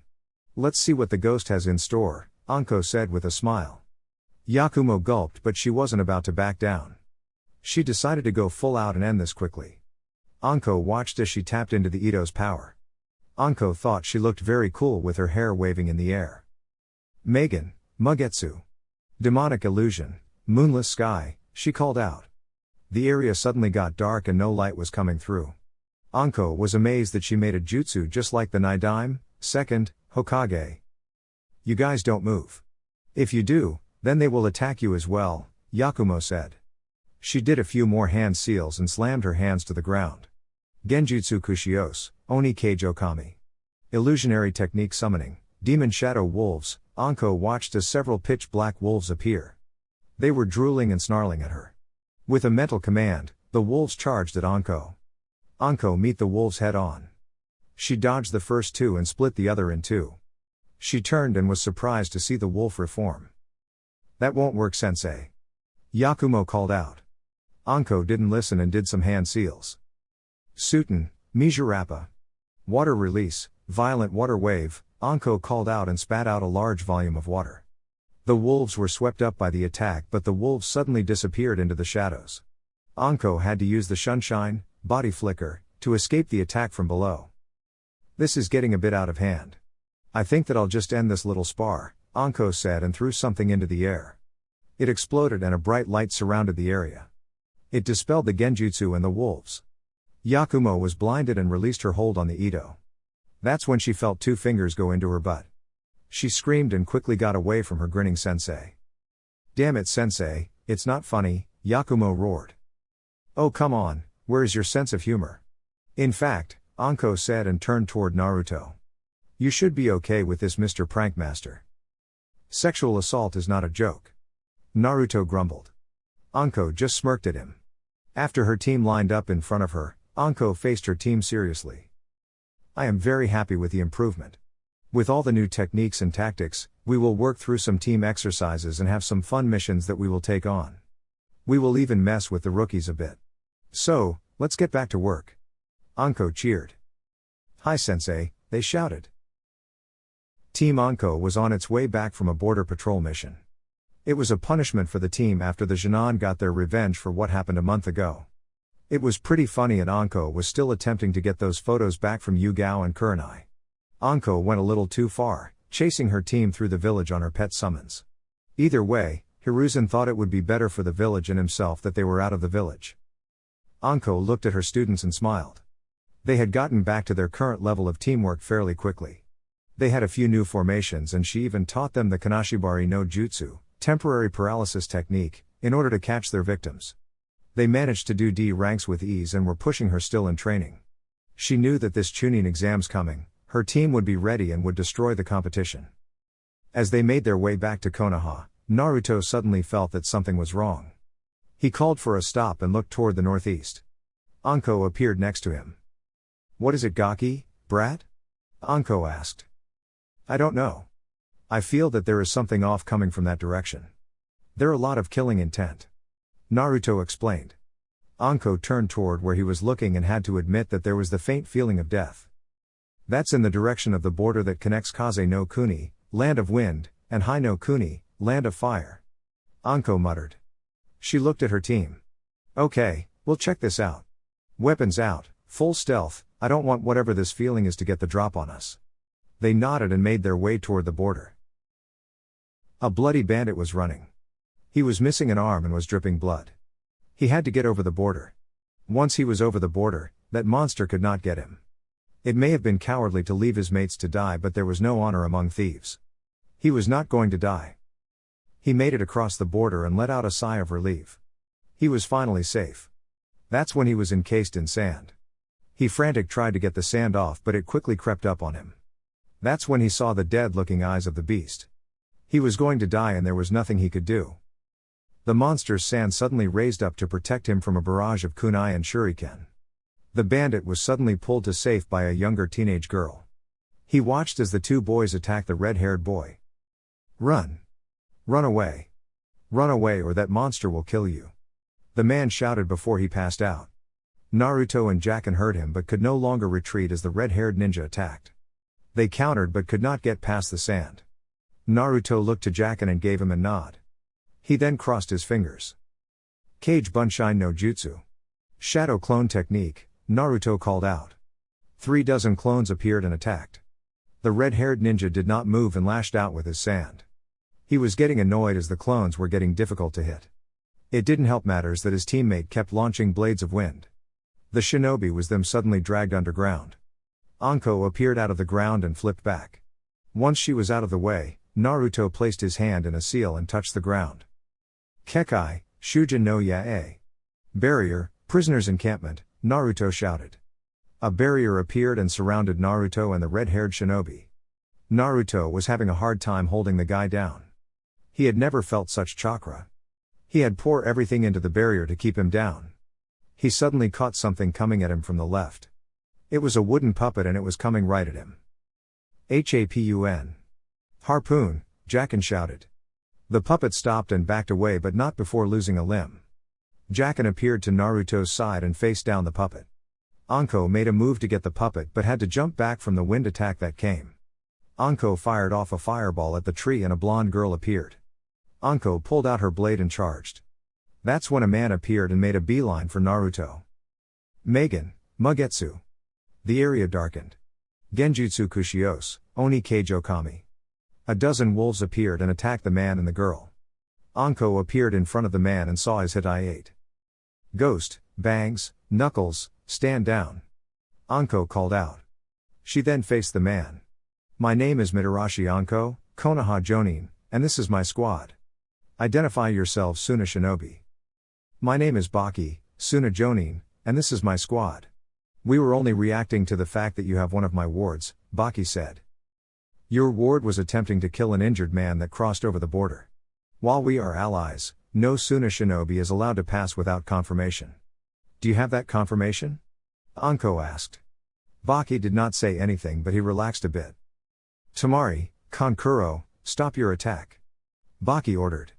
They appeared next to their sensei. Light was returned and Yakumo and Jacken stood next to Naruto, standing at the ready. Baki looked at his last ward. He then turned back to Anko. If you would please release my ward. Bangs. Anko called out. Naruto released the barrier and stood. The boy blasted out of the ground and prepared to attack the blonde. Gaara. That is enough, Baki shouted. Gaara looked ready to ignore the order but the fact that the blonde was about to use that barrier again, he listened. He called back his sand to the gourd and walked back toward the border. He ignored the others and continued on. He then stopped and faced the blonde. Naruto didn't know what he saw but he could feel something similar with this guy. You, Gaara said gravely. You will prove my existence. With the said, he made his leave. Baki waved his team across the border. He faced Anko. My apologizes about what happened. That man you see there was a part of a group of bandits that we eliminated. Should there be a reward, I would believe that the money would be sent to Suna? He asked. That's something my Hokage would decide, Anko said. Baki said nothing else and left. The team released a large breath and were wondering what the hell was wrong with that Jinan. Hiruzen rubbed his chin and had a serious look on his face. What Team Anko had just reported was very disturbing. He looked at his one-time student and saw that he had something on his mind. Naruto, what are you thinking about? Was it the threat made by the one called Gaara? Hiruzen asked. No, I'm not worried about that. It was that look in his eyes when he faced me. He's lost in some sort of madness and anger. I've had a similar look in my eyes when I was younger. I don't know for sure but that guy could be just like me. Naruto explained. Wait a minute, are you saying that we were fighting a freaking Jinchuriki? Jacken asked. I'm only guessing. I really don't know for sure. I never knew any shinobi from Suna with the ability to control sand. The Sandaime, 3rd, Kazekage was known for his Setetsu, iron sand. I've never seen someone control regular sand like that, Naruto said. I will have Jiraiya look into this. In the meantime, take the rest of the day off, Hiruzen said. Team Anko bowed before leaving. As they left, Inoiki and the head doctor appeared. They stood and faced the Hokage. Report. The man will survive. Anko's quick thing saved him when she sealed the wound with a fire jutsu. Several gashes on his body, all of them had a sliver of sand. We found that the part of the arm he lost was first crushed then ripped off. The doctor said. Hiruzen nodded and faced Inoiki. I searched his mind but I only got a brief look before his mind jumbled. That shinobi that faced Team Anko was the sole ninja that brutally killed that whole camp. It was him and no one else. Inoiki explained. This worried the old Kage. If Suna had someone like that in their ranks, then he would definitely make good on his threat. He thanked the two and made plans to contact Jiraiya. He needed information on this Gara, Omake number 2, Anko's consequence. The members of Team Anko had just been let go by Anko. They were sitting at a tea shop that was located near Jaken's home. They were sitting around eating dengo and drinking green tea. So, how are we getting back at Sensei? Yakumo asked. You got me. What about you, Pipsqueak? You're the prank master, Jaken said. Well, I did have one idea. However, this idea comes with some severe consequences, Naruto said. Come on, how bad can it be? Jaken asked jokingly. Naruto sighed. It revealed his plan to his teammates. As he explained, they got pale and shook with fear. When he was done, Jaken and Yakumo looked at him like he was crazy. Are you nuts? If we did this to Anko, she will kill us, literally. She'll gut us and leave our bodies somewhere that it would never be found, Jaken exclaimed. Yeah, Naruto, squads of Onbu wouldn't be able to stop her. Yakumo added. I know that, but it is the most humiliating thing I can think of. If we do this, then we need to be all in, Naruto said. Yakumo and Jaken looked scared, but the thirst for revenge was strong. Okay, I'm in, Yakumo said. You only live once, right? So what are we going to do, Naruto? Anko groaned and grabbed her head. She had a splitting headache and needed some aspirin. She didn't even know how much she drank last night. All she remembered was being invited to a bar with Kurenai and Yugao. After that, everything was a blur. She groaned again and reached for her aspirin. That when she realized the warm body blocking her. She looked down at herself and saw that she too was naked. Anko wasn't too surprised as this had happened before. She removed the covers to get the guy out of bed when she froze. Her eyes were wide at who was in her bed. There could be no way that this could have happened. Not even in a drunken stupor would she even think of sleeping with him. That's when she saw the flash. Anko whipped her head around to see Yugao and Kurenai. They were both smiling and Yugao was holding a camera. Wow, I can't wait to show this to my guys. Yugao said with a laugh. That's when Mito Guy woke up. He looked around and saw Kurenai, Yugao, and Anko. Ah, my youthful comrades, how are you this fine day? Guy asked. Anko released a very ear-splitting scream. Are you sure that we're safe here? Jaken asked. The team was currently having lunch at the Kurama compound. Yeah, I heard Anko's scream. It'll probably take her 5 minutes to kill Guy, attempt to get the camera and kill both Kurenai-san and Yugao-san. Naruto added. I know what you mean, but not even Anko-sensei will attack and clan compound, no matter how pissed she might be. Let's just hope Guy-sensei, Yugao-senpai and Kurenai manage to get away, Yakumo said. They guys just nodded and ate. That's when something crashed through the wall. The dust settled to reveal Anko standing on the head of Mai. They all flinched at the look of rage on her face. So, you think you little bitches are cute, huh? Well then, I hope you got your jollies because now you're about die, Anko roared. The team didn't waste any time and took off. Anko and Mai chased right after them. The chase continued throughout the village, which they hoped that Anko would not use Mai. They were dead wrong and several people were nearly trampled over. Some buildings were destroyed and some roads became unusable. Stop running and face your doom like warriors, Anko shouted. Kiss my ass, Jaken exclaimed. Don't waste time replying. Just keep running, Naruto said. They all continued to run away from Anko and her pet. It would take 2 hours for various Jonin and Chunin to subdue Anko and her pet. It took another 2 hours to subdue Anko again after she got free and managed to get her hands on her students. Hiruzen decided to send them away for a month before he lost whatever pieces of hair he had left. Chapter 27, Doing the Wave, Part 1. Team Anko was moving through the trees at a fast pace. They were packed light just so that they could reach their destination quickly. Why they were so urgent to get to their destination could be summarized by the meeting they had 2 hours ago. Flashback. Team Anko stood in front of the Hokage with their packs. They were called off a D-rank mission and told to pack. They appeared in front of the Hokage and awaited the situation. Hiruzen faced them with a serious expression. A day ago, I received a message from Team Kakashi. They are currently on a C-rank mission to protect a bridge builder to Nami no Kuni, Land of Wave. However, The situation has greatly changed. They were ambushed by the Oni Kyodai, demon brothers. They were dealt with but new information surfaced. It seems that the client, Tazuna, lied about the mission parameters. Hiruzen explained. What is the truth, sir? Anko asked. It seems that Tazuna is being hunted by Gato, of Gato Company. He is out to stop Tazuna from completing a bridge that would connect Nami no Kunai with the mainland. Apparently, Gato is not who he presents himself to be. This mission has been bumped up to a B-rank mission because of what Gato may do next. Hiruzen explained. You may wish to bump that up to an A-rank mission, sir, Jacken said. I've read the bingo books and the Oni Kyodai are known associates with the Kirigakura no Kijin, Demon of the Mist. Yes, they were with Momochi Zabuza when he defected. Anko added. Very well then, your mission is to assist Team Kakashi in protecting the bridge builder. You are to leave immediately. Hiruzen ordered. Yes, sir. They all said and vanished. Present. Anko turned her head slightly to face her teammates. Okay, we're about a day from the shore. We're not going to stop to gain passage to Nami.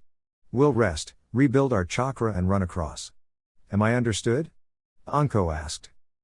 Hi, sensei. They all said. It took about a day and a half to reach Nami. Team Anko moved stealthfully into the lands and looked for any trace of Team Kakashi. Anko figured that they would have caught up with them by now. They searched for a while before the smell of battle caught Anko's attention. They moved silently to the location and found what looked to be the battleground. This must have been one hell of a party. Let's spread out and look for a trail. Anko ordered. They did just that and checked the battleground. Jacken noticed a deep slice in one of the trees. Sensei, it looks like they encountered Zabuza. This gash could have only been made with a huge sword.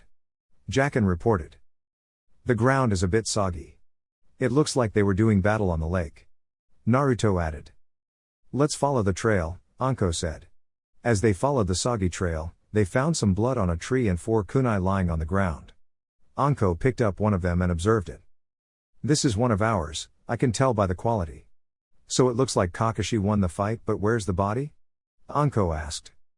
Sensei, I found some footprints and one drag mark. It looks like they went this way, Yakumo said. Alright, let's get moving. Anko ordered. The team followed the prints, erasing them as they moved. They arrived to a house that was on a lake. Anko was very concerned as there wasn't even a security system put in place. She saw no one guarding the place and was very concerned that they might have arrived too late. Anko made some hand motions to her team and they nodded. They moved on the house from all angles. Yakumo looked into the home and was surprised to see the team doing nothing but sit around. She gave Anko the situation using sign language. Anko was a bit put off by the lazy attitude of Kakashi's students. She let out a low whistle and her team came to her. She knocked on the door and waited. Like she thought, the door was carelessly opened by the female of Team Kakashi. She didn't even have a kunai in her hand. She gave them this stupid confused look. Yes, can we help you? The girl asked. Anko just sighed and rubbed her forehead. This was going to be a very long mission. Yakumo moved her hands over Kakashi's prone form. While she wasn't really looking to become a medic, she did learn how to do first aid. She did learn one technique called the Shozen Jutsu, mystical palm technique, which she was using right now. She stopped the flow of chakra and let out a breath. He has a mild case of chakra exhaustion. I did what I could be, he'll still be out for 5 days. He should be waking up any second, Yakumo said. Good, because I got a few choice words for him. Go downstairs and find out about their encounter with Zabuza. Something tells me that we haven't seen the last of him. Yakumo nodded and left to check on her team and Kakashi's.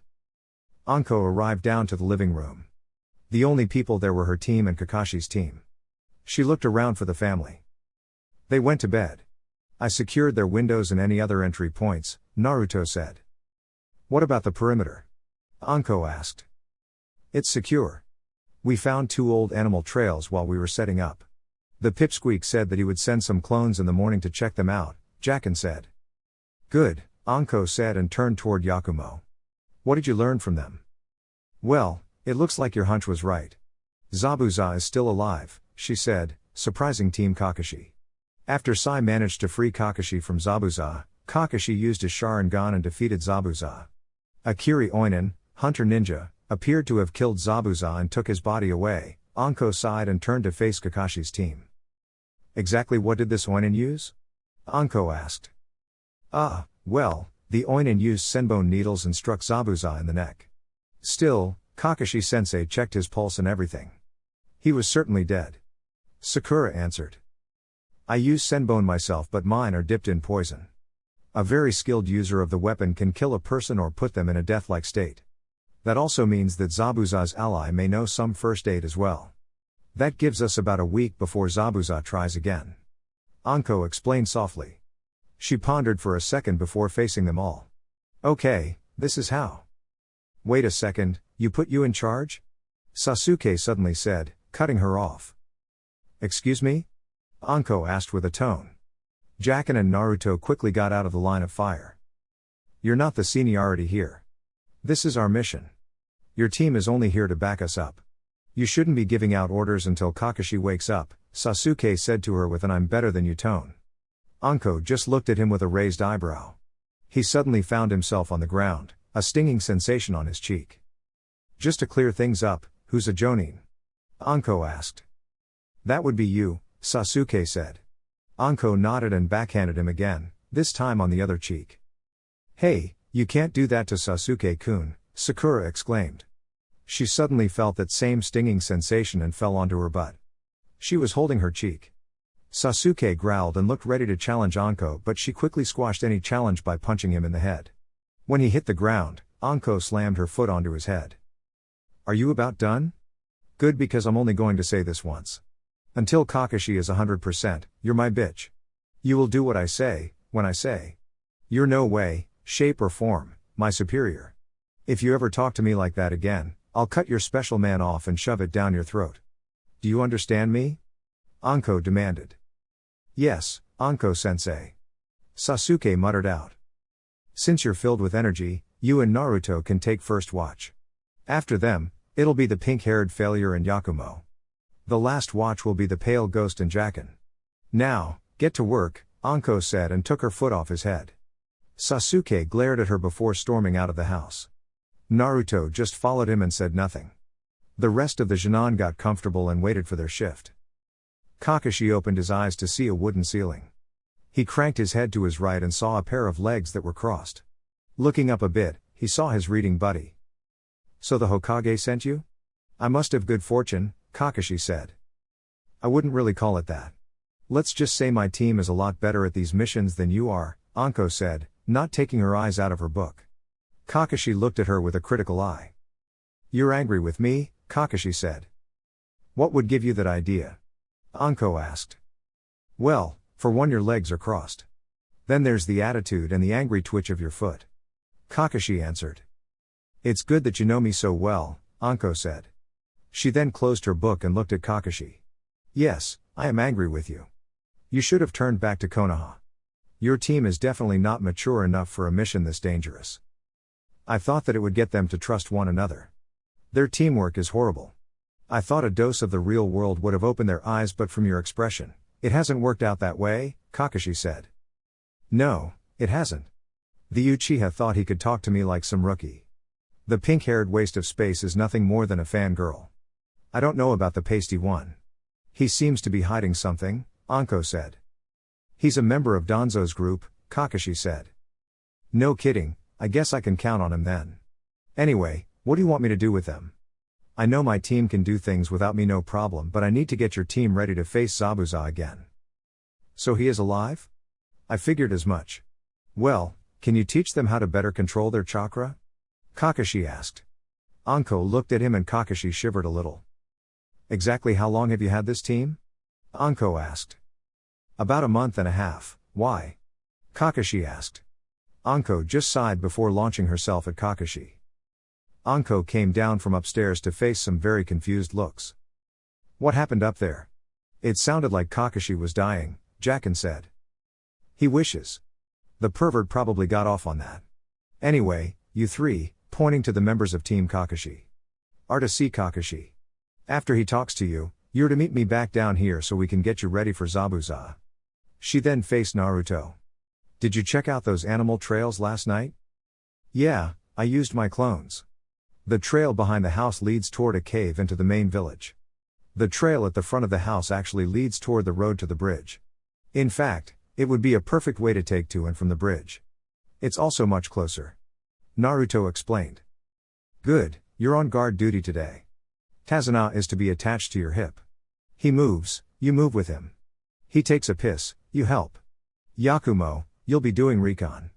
Get into the village and see what you can find. Jacken, you'll be with me in helping these three and ready for Zabuza, Anko said. Why do I have to help you babysit? Jacken asked.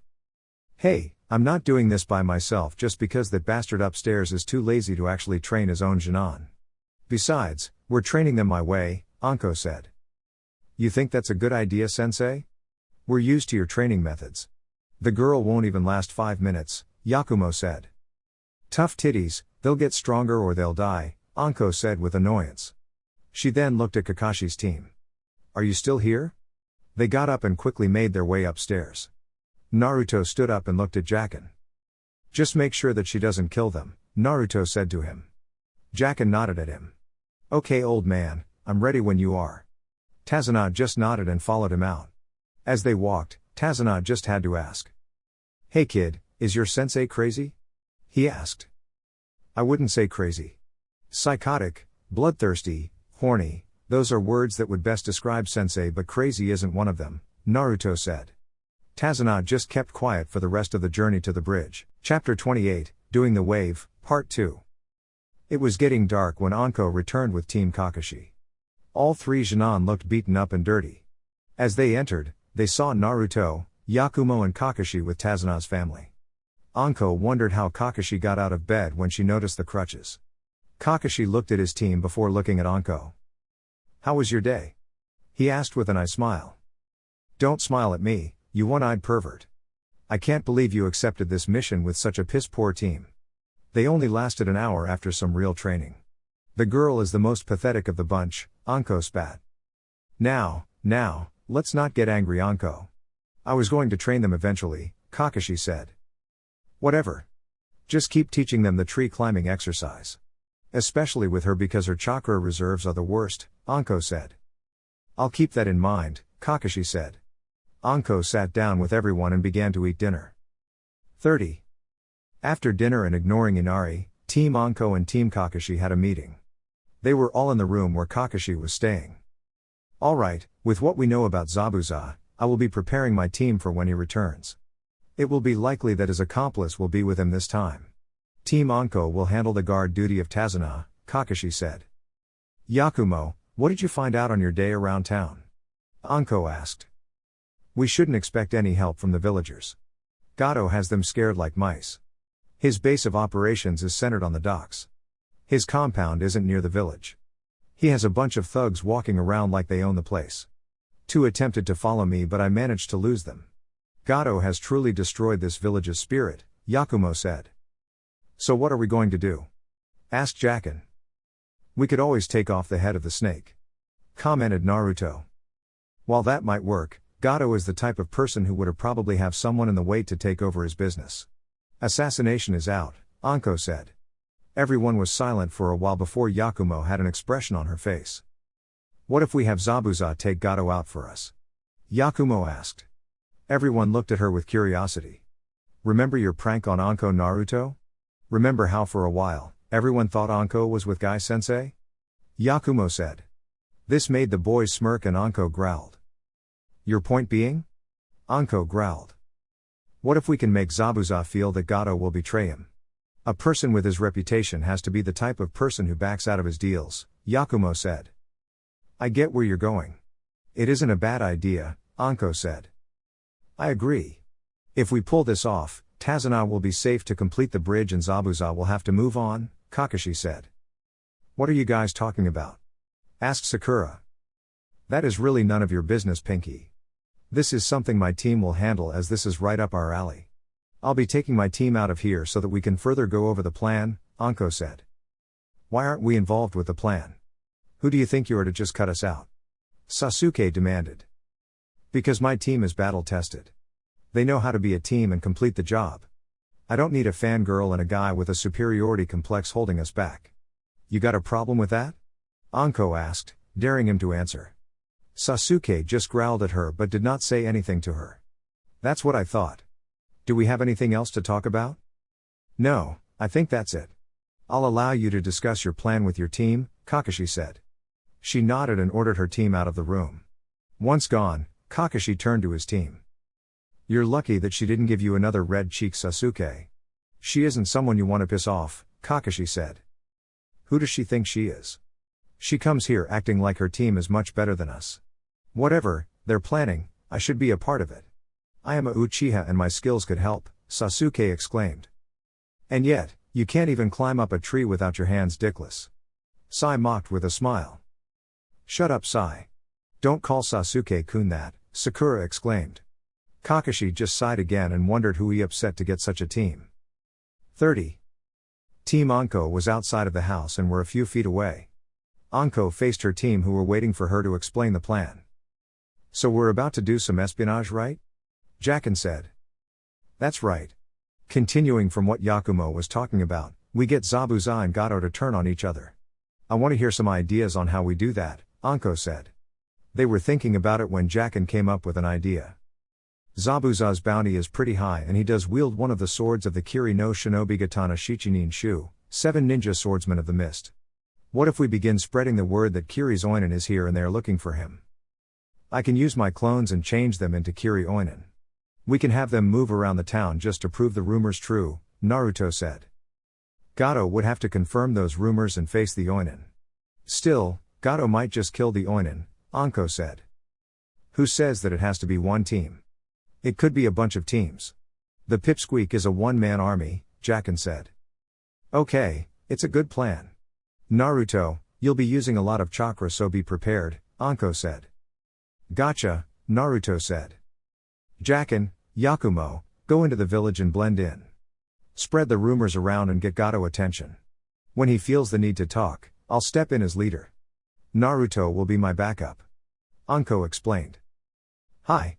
They answered. 30. Anko was guarding Tazuna. She looked at the bridge and had to admit that it was very impressive. When it was finished, it would be pretty strong. She guessed that it would take several explosive notes to bring the whole thing down. She turned when she saw some of the men looking at her. She gave them a wink which caused 2 men to crash into each other. She chuckled as she enjoyed doing that to men. She was so glad that she grew a nice pair of breasts. They were like the ultimate teasing material. I wish you wouldn't do that to my men, Tazuna said with annoyance.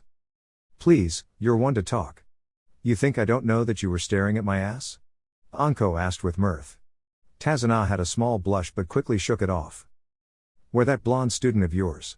He's the most helpful with that technique of his, Tazuna said. He's doing a mission. Hopefully, we can get Gato off your back with this, Anko said. You think that you can? Gato isn't really intimidated by people, Tazuna said. He's only brave because of that army of thugs he is surrounding him. Trust me, he's nothing but a bully. Me and my team, with this little side mission, will show how much of a coward he is. By the end, Gato will be a bad stain of Nami's history, Anko said. 30. 2 days had passed and the plan was in full effect. Jacken and Yakumo easily slipped into the town's populace. That's when Naruto began his part of the plan and had several of his clones disguised as Kiri Oinen walk around town. Jacken and Yakumo began spreading the rumor, which continued to spread throughout the village.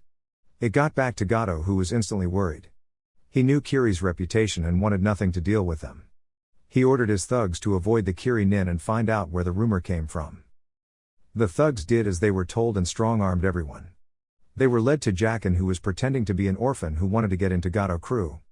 They took him to see the boss. They covered his head with a bag but Jacken took in everything by smell, hearing and touch. He made a mental map of where they were taking him. They removed the bag and Jacken was face to face with Gato. This kid is where the rumor started from? Gato asked. Yeah, we questioned everyone and they pointed us to this kid. We even have witnesses that saw him talking with the Kiri Shinobi. The thug said. Gato then faced Jacken. So kid, what did those Kiri Shinobi want? He demanded. Hey now, I may be an orphan but I know the price of information. Like I told your goons, I want to be paid, Jacken said. It depends on your information. Tell me what you know. Gato ordered. Well, I don't know much. All I know is that they were tipped off that a missing nin from their village is in the area. They said something about a guy with a huge sword. I told them that I didn't know anyone like that. They told me that I would get a little reward if I know something about it. They really want whoever this guy is because they're not leaving. Jacken explained. They? How much of them are here? Gato asked. I don't really know. I've seen at least 3 teams walking around the place, Jacken said. Gato was gripping his cane with frustration. If those teams found out that he hired Zabuza, they will kill him and anybody associated with him. He looked at Jacken and reached into his pocket. He threw a roll of Rio and faced him. There's more in it for you if you can get in touch with them again. Gato began to write down something on a piece of paper. You give them this paper and I'll let you into my organization. Gato said. All right Gato-sama, I'll get right on it, Jacken said with excitement. Gato snapped his fingers and they took the kid away. One of his men looked at him. Are you going to set them up? He asked. Are you serious? No, I'm going to trade in Zabuza's life. His fee was too much anyway. We'll handle Tazuna and his bridge another way. These shinobi are too damn unreliable. Gato cursed. 30. Yakumo walked around the village carrying 2 bags worth of groceries. As she walked around, she noticed that she was being followed again. She turned slightly to see that it was the same goons from last time. She cursed and decided to walk faster. The goons sped up to catch up to her. Yakumo began to run a short way before ducking into an alley. She waited for them and pulled out a small blade. As she could hear the footsteps, she was suddenly grabbed and pulled away. When the goons arrived they only found 2 bags of groceries. They looked around for Yakumo but soon gave up and walked away. As soon as the coast was clear, 2 heads popped out of a dumpster. Yakumo looked at her savior who gave her a smile. 30. The 2 teens were washing themselves in the river. Yakumo was wringing out the water in her hair when she looked at her savior. She had almost mistaken him for a girl. His features were very feminine but that Adam's apple was that of a man's. She gave him a look over and had to admit that he was kind of cute, in a feminine way. She especially liked his hair. I have to thank you again for your assistance. I've been getting followed a lot lately, Yakumo said. It's no problem. I couldn't allow someone cute like you get bothered by those men. The boy said. Yakumo smiled and had a little blush on her cheeks. My name is Yakumo. What's yours? She asked. My name is Haku. He greeted. Well, I thank you again Haku for being my white knight, Yakumo said. It was an honor my lady, Haku said and bowed. It made Yakumo giggle. He was a charming person. I should really get going, she said.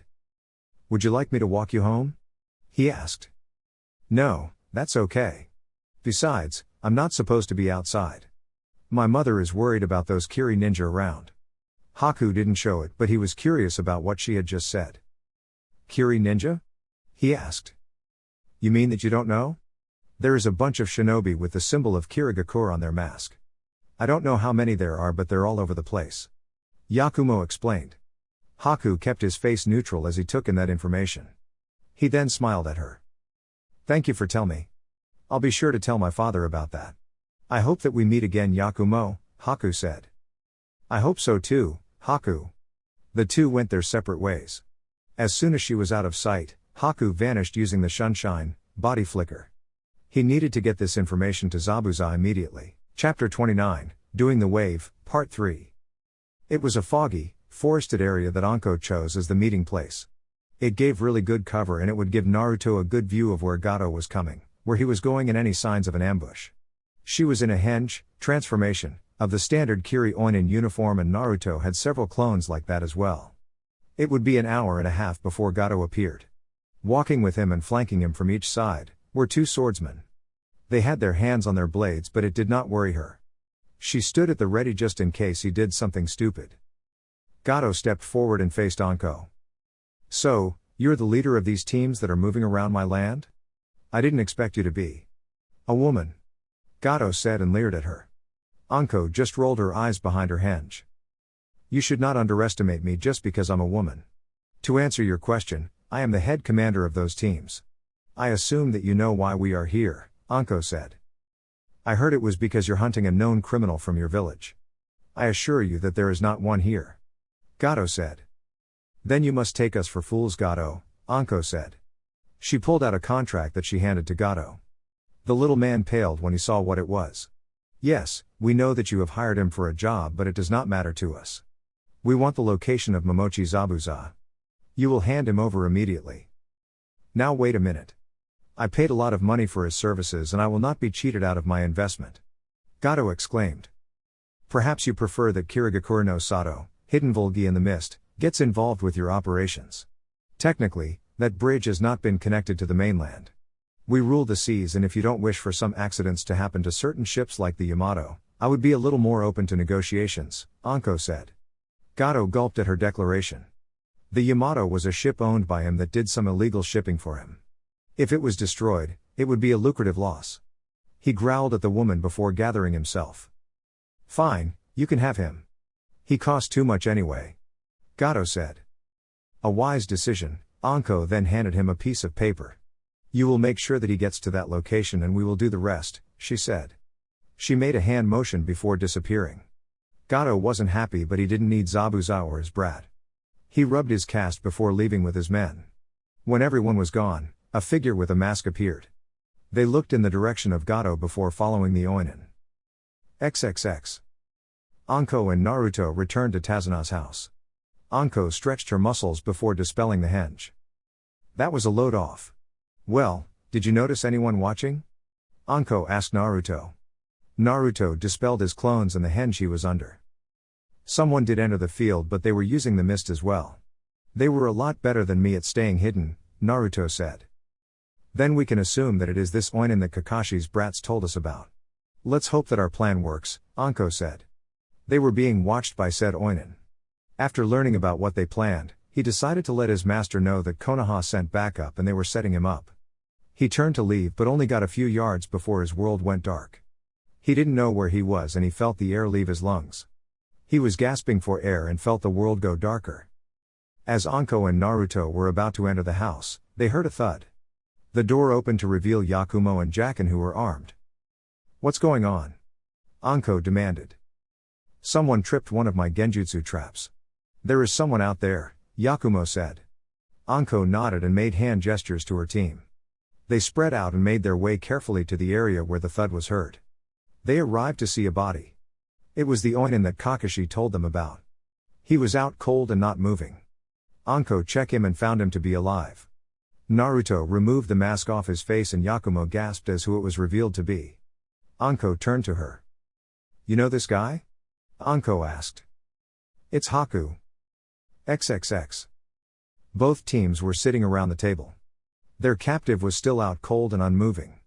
They were discussing on what to do with him. I say we kill him and be done with it, Sasuke said. Really, that's your decision? Did you forget your last encounter with Zabuza? If he has kept this guy around for so long, then he is very important to him. You really want to bring the wrath of one of the members of the greatest swordsman group in Kiri? Jacken asked with a mocking tone. Sasuke glared at him, but Jacken was not impressed. We're not killing him, moron. We're going to use him and let him tell Zabuza that he has been betrayed. The problem we face is that he may tell Zabuza that our operation was a trick, Naruto said. Hey, don't call Sasuke a moron, Sakura shouted. Oh, low down the volume, damn it. We're right in front of you, Jacken shouted at her. Okay, all of you shut up, Anko shouted, ending all arguments.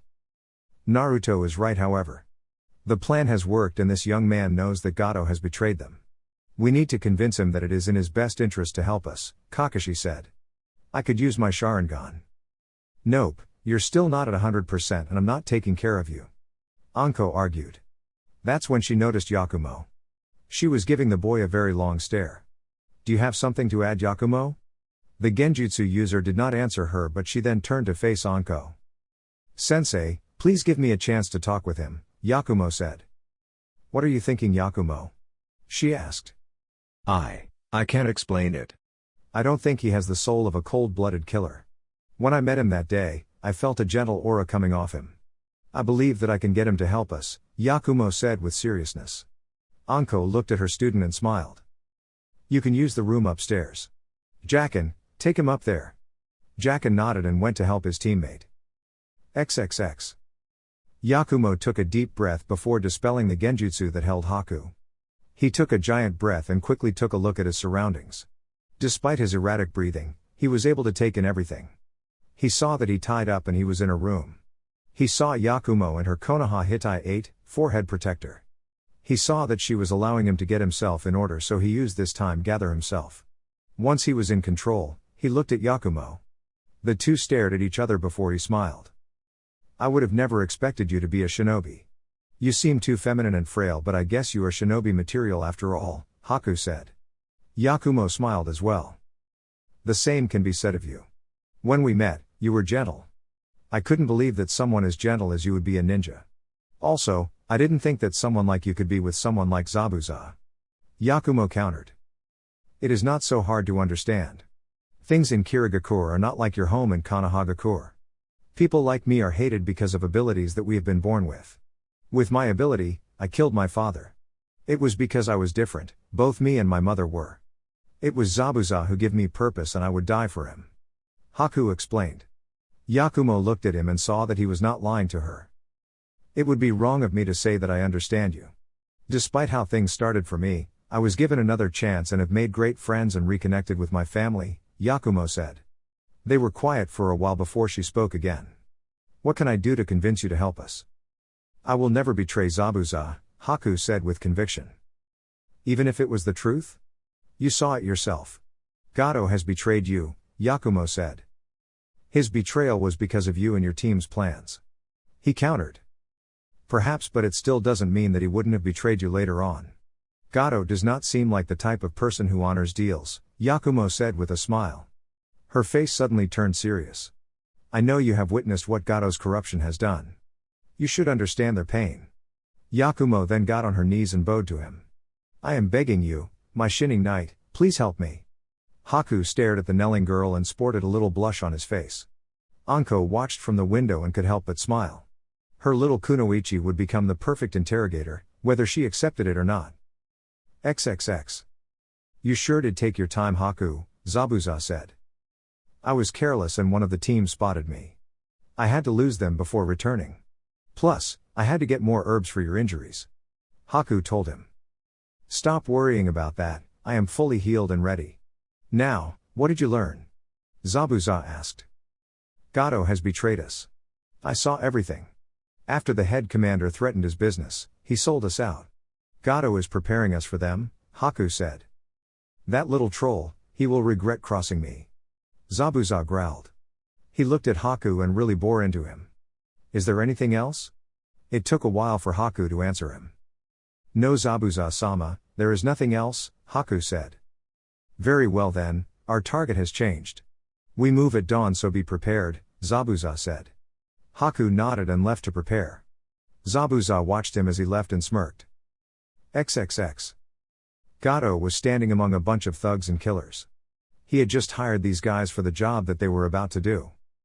Okay, listen up, you guys are to head for that bridge and take everyone out. I'm going to show these people what happens when you cross me. Zori, Wara-ji, I want you two to bring Tazana's daughter with me. I want to watch his face when she dies. Gato said with a smirk. Hey boss, what about those two ninja? Asked one of the henchmen. I'll give him up to those hunters. Maybe that'll teach that punk some respect, he said. So, you want to teach me about respect, do you? A voice said from everywhere. Mist began to fill the room from the windows, covering everyone. They were starting to get frightened and frantic. Gato was shaking like a leaf. Zabuza? He asked meekly. You thought that you could betray me? Very well, I will show you why I am called Kirigakure no Kijin, Demon of the Mist. After those words, all hell broke loose. XXX. Kakashi and his team stood at the bridge with Tazana and his crew. He was back at full strength and was ready for a rematch against Zabuza. He wasn't too confident that Yakumo managed to convince the boy. She explained to them that he was very loyal to Zabuza. He would be prepared for Zabuza in case the boy tricked them. As he was standing guard, he heard someone approach. It turned out to be Naruto, or rather a clone. Everyone looked at him and waited for him to speak. What is it, Naruto? Kakashi asked. It's over. Gato is dead. He informed everyone. Everyone was shocked at the news. Are you sure about that? Kakashi asked. Come and see yourself, sensei, Naruto said. He ordered his team to stay and protect the bridge while he went with Naruto. It didn't take them long to arrive to the area where A was crowd gathered. Kakashi looked at the corpse and moved to check it. It was definitely Gato. He had his arms, legs and head severed. The cuts were perfect, done with a very large blade. He looked at the clone. "Where is your team?" he asked. "We got someone to take us to Gato's base," the clone said. Kakashi nodded and quickly made his way back to the bridge. XXX. Team Anko looked at the scene. It looked straight out of a horror movie.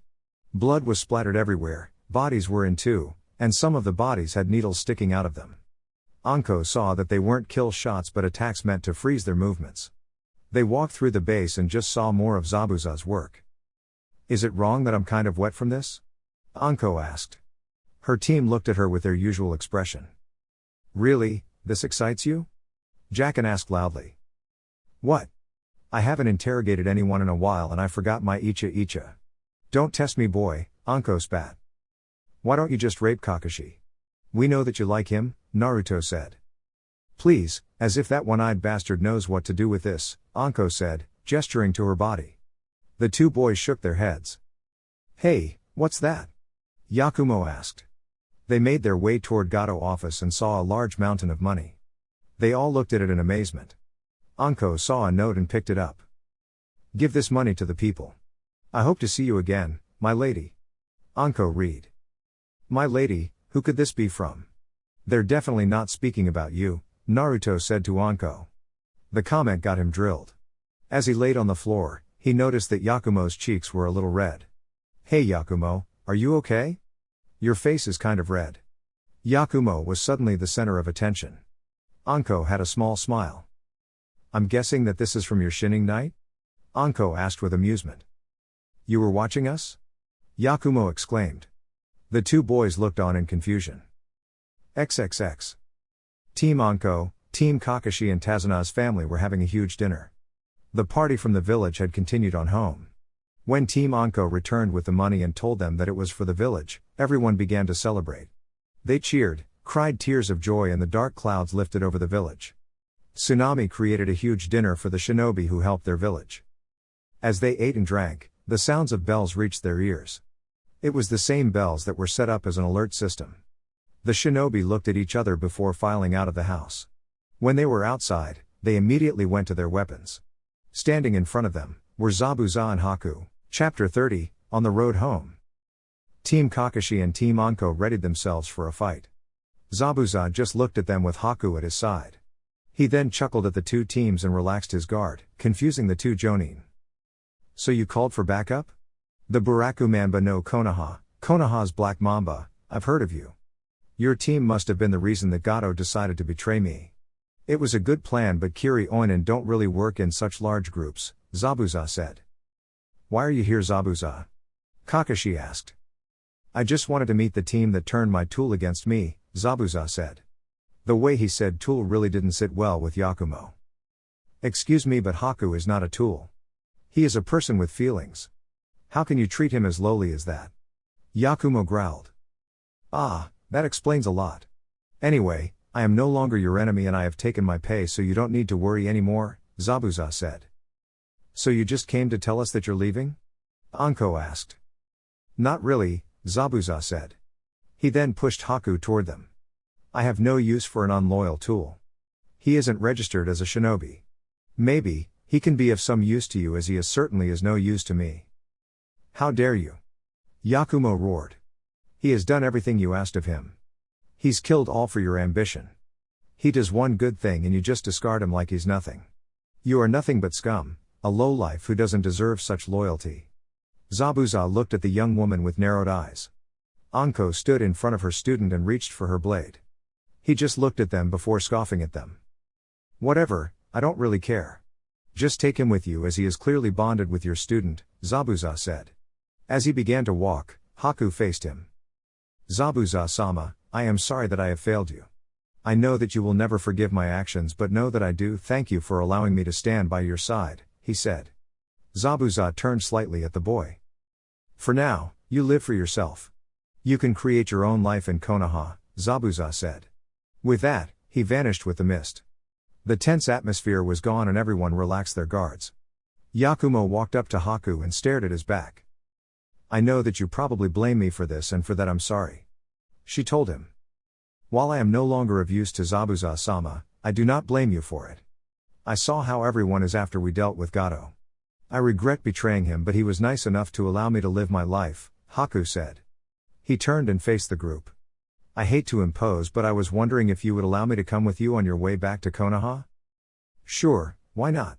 If I didn't, your crush over there might just put us in one of her genjutsu," Anko said with a wicked grin. The two teens blushed and Yakumo was glaring at her sensei. Naruto and Jacken decided to pile on. Yakumo and Haku, sitting in a tree. Naruto sang. Kissing. Jacken sang. "First comes love. Then comes marriage. And then comes Yakumo with a baby carriage." Anko, Jacken and Naruto sang. They all fell over with laughter and Yakumo was red in the face. Their laughter died down when they noticed the ghostly image that she was giving off.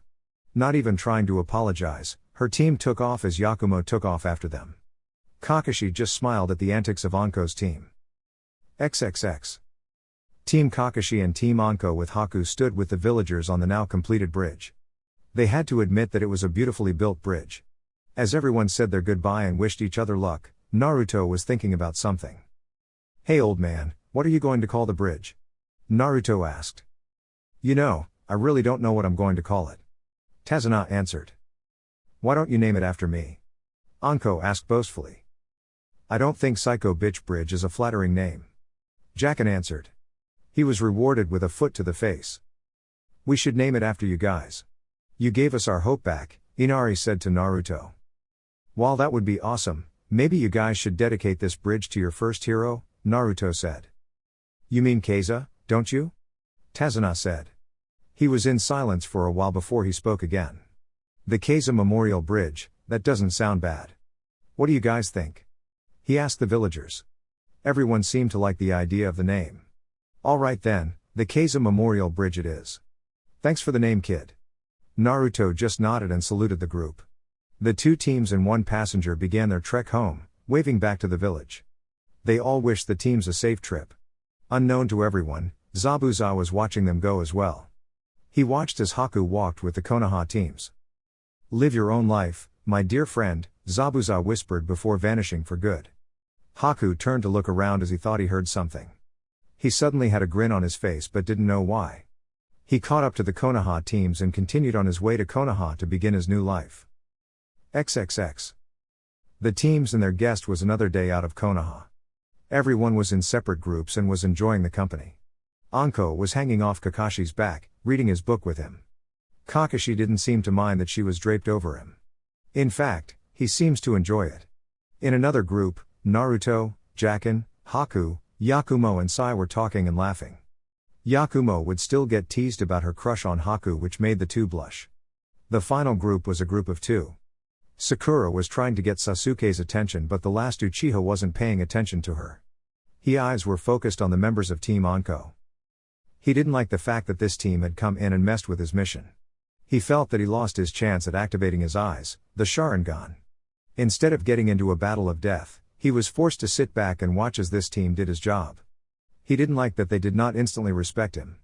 Just like their sensei, they thought that they were above him. Well, he was about to show them that he was the best. He stood up and walked over to the group and stood before them.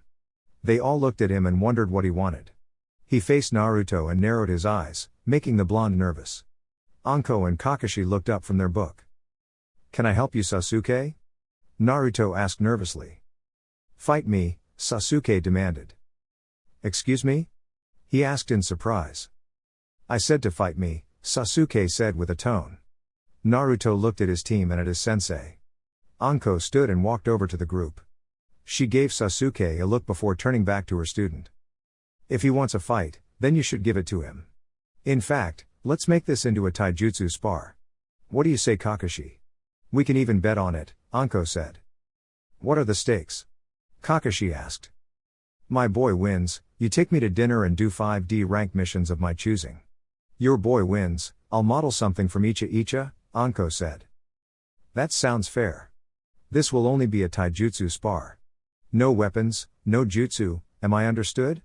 Kakashi asked. Both boys nodded and prepared to spar. Everyone got a distance away as the two boys stretched.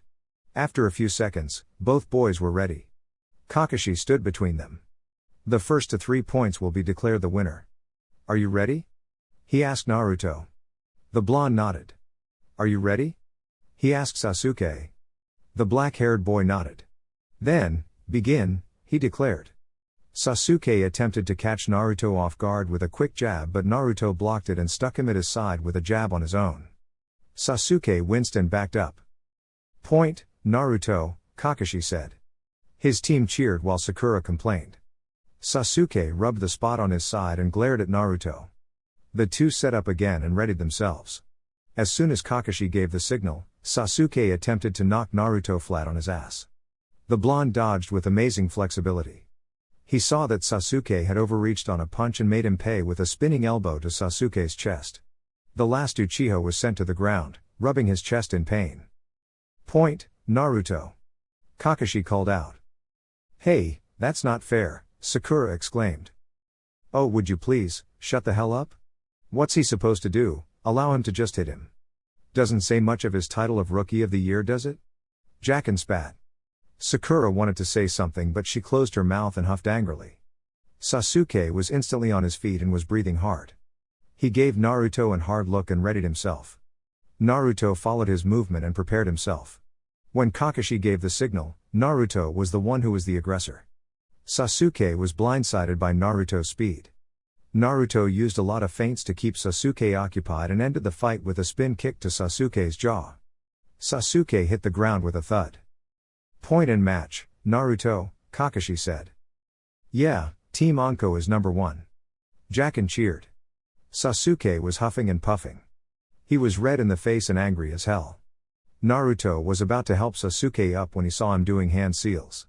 When it ended in the tiger seal, Naruto moved quickly. As Sasuke took a deep breath, Naruto slammed his palm in Sasuke's chest. Sasuke instantly felt something wrong with his chakra as he dropped to his knees. He let out a couple of coughs before glaring up at Naruto. What did you do to me? Sasuke gasped out. That isn't a question that you should be asking. What was up with you attempting to use a katan on me? It was a spar, not a full-on battle, Naruto said with an edge. Sasuke glared at him, but he was now facing his sensei.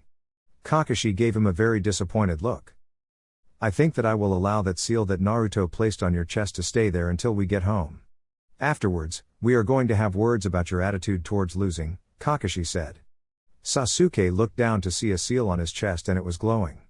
He wanted to demand that the seal be removed, but the harsh look that Kakashi gave him shut him up. As Naruto was congratulated by his team, he gave the blonde a hard glare. This glare was not missed by Anko. The purple-haired Jonin did not like that glare. She would make sure that she would talk to Kakashi about it. She didn't need another problem added to his plate. XXX. Midoshi sighed as she waited outside the office of the Kazekage. She didn't even know why she was even here. Orochimaru just took her from her training so that she could be one of his bodyguards. She didn't know why Manda dealt with the pale man. As she waited, she felt the presence of some people. She turned to see 3 teens and an adult. She was very curious about the red-haired boy who looked like he hadn't slept in days. They sat down and waited just like she was. She acted like she wasn't listening but wondered what they were talking about. So, you're finally getting a chance to become a Chunin, huh sis? Asked Kankuro. Yeah, but I wonder what our father wants. Is he really going to send Gaara to Konoha, especially with that guy there, Tamari said. You will do nothing to stop me. That blonde will prove my existence and nothing will stop me from feeding him to my sand, Gaara said with a warning tone. Hey, we're just concerned, you know. This guy was able to hold you back for quite a while. Maybe you should let this go, Kankuro said. Excuse me, Midoshi spoke, gaining their attention. I'm curious about the Konoha nin that you mentioned. Does he have spiky blonde hair, blue eyes and 3 whisker marks on each cheek? That agitated the redhead who stood and faced Midoshi. The girl could feel the killing intent coming from him, but she was not afraid of it. She just smiled at him, which amazed the others. So you did meet him. How did he look?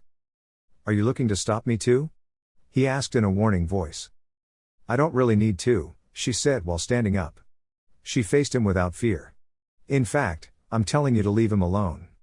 He belongs to me. The cork on Gaara's gourd popped off and sand began to pour out. Midoshi just smirked and her eyes flashed.